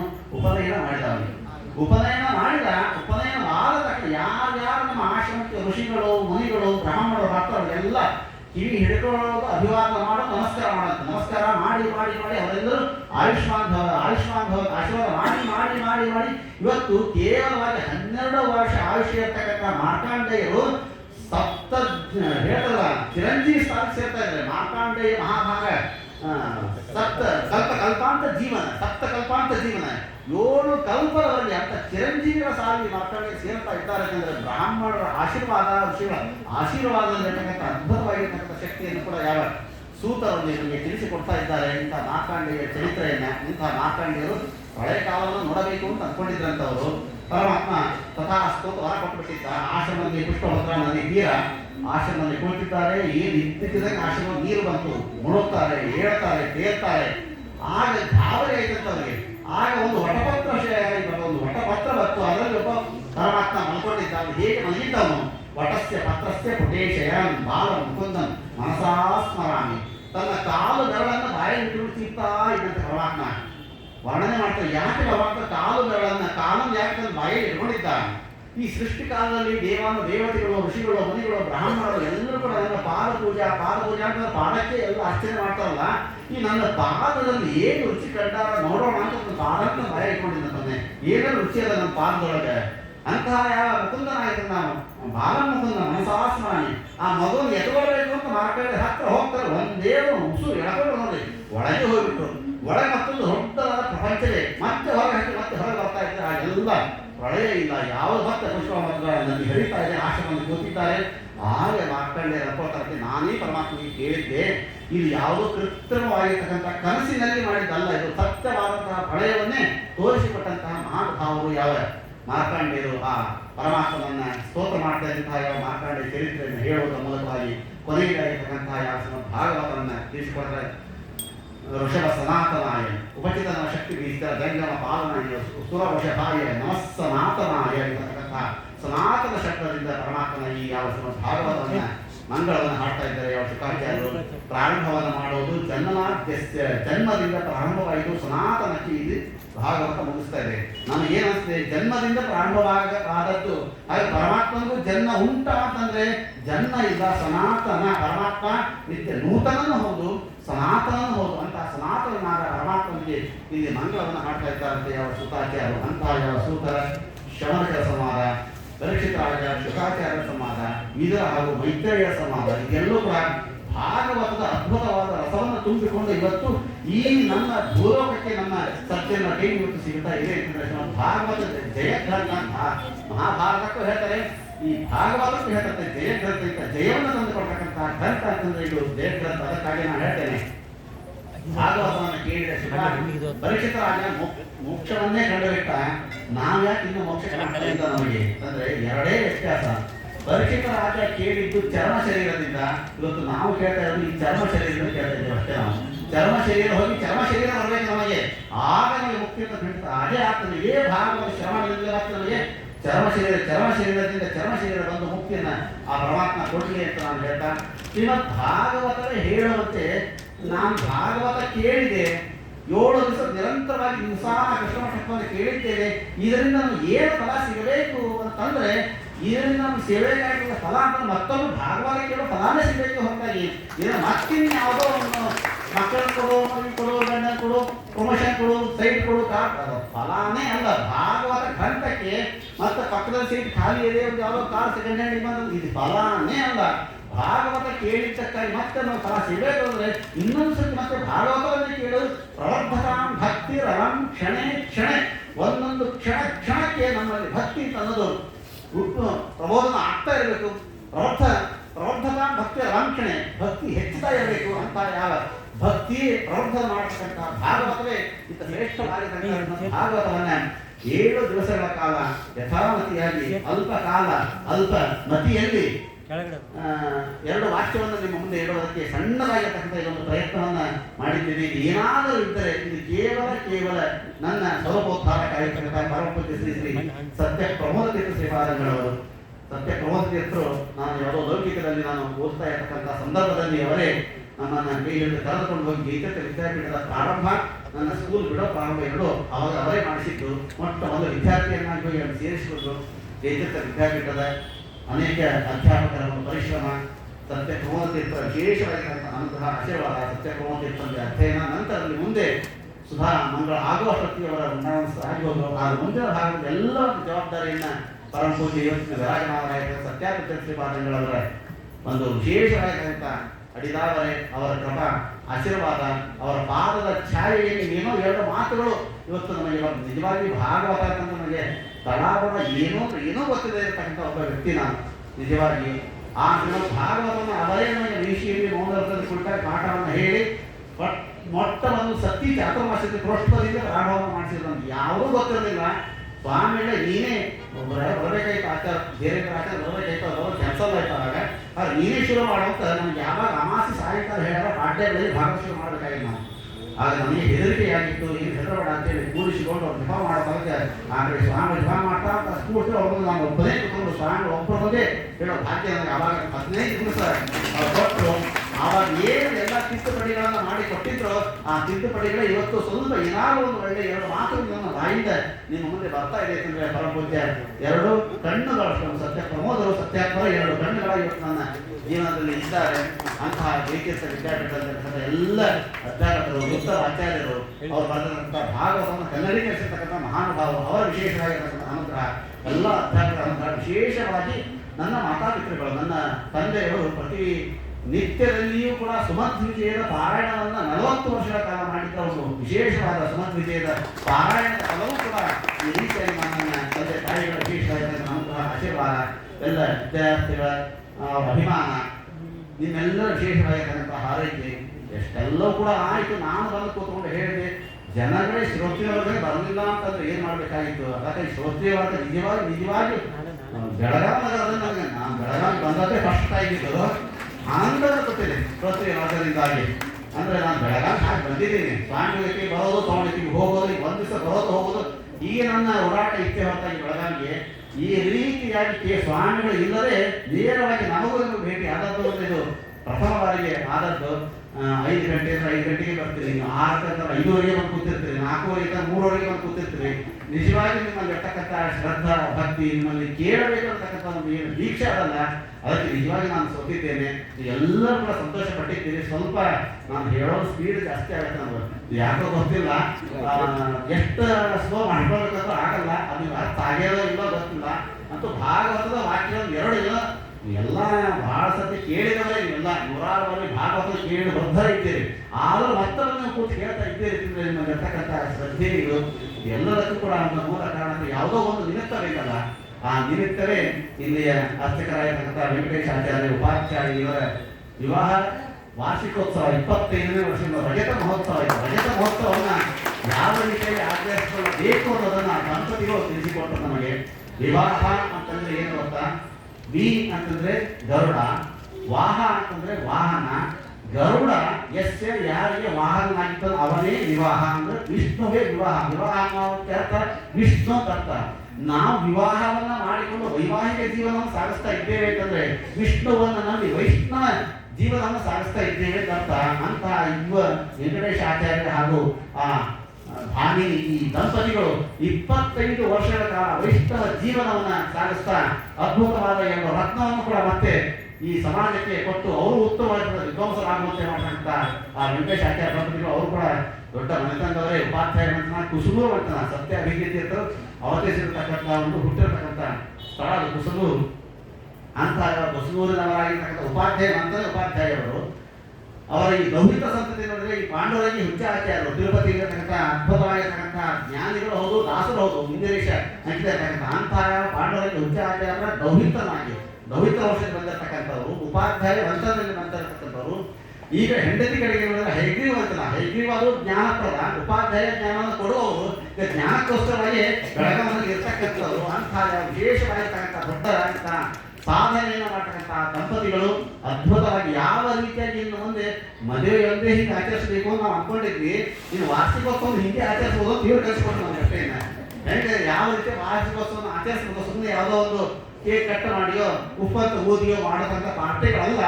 ನಿಜವಾದ ವಾರ್ಷಿಕೋತ್ಸವ ಹುಟ್ಟು ಹಬ್ಬವನ್ನು ವಿವಾಹ ವಾರ್ಷಿಕೋತ್ಸವ ಆಚರಿಸಬೇಕು ಅಂತಂದ್ರೆ ಸರ್ವಕರ್ಮ ಕಿರಂಪಾರ್ಥ ಜ್ಞಾನೇ ಪರಿಸಮಾಪ್ತಿ, ಜ್ಞಾನದಲ್ಲಿ ಪರಿಸಮಾಪ್ತಿ ಮಾಡಬೇಕು. ಯಾವುದೇ ಕರ್ಮವನ್ನು ಮಾಡಬೇಕು ಕೂಡ ಜ್ಞಾನದಲ್ಲಿ ಪರಿಸಮಾಪ್ತಿ ಮಾಡಬೇಕು ಅಂತ ಇತ್ತು. ಭಾಗವತದ ಜ್ಞಾನ ಯಜ್ಞವನ್ನ 7 ದಿವಸಗಳ ಕಾಲ ನಡೆಸಿಕೊಟ್ಟಂತ ಆ ಯಾವ ಉಪಾಧ್ಯಾಯ ದಂಪತಿಗಳು ಇಲ್ಲಿ ಬೆಳಗಾವಿನಲ್ಲಿ ಪಂಡಿತರಿಗೆ ಬರ ಇಲ್ಲ, ಬೇಕಾದಷ್ಟು ಪಂಡಿತರು ಇದ್ದಾರೆ, ಬೇಕಾದಷ್ಟು ವಿದ್ವಾಂಸ ಹೇಳುವವರು ಇದ್ದಾರೆ.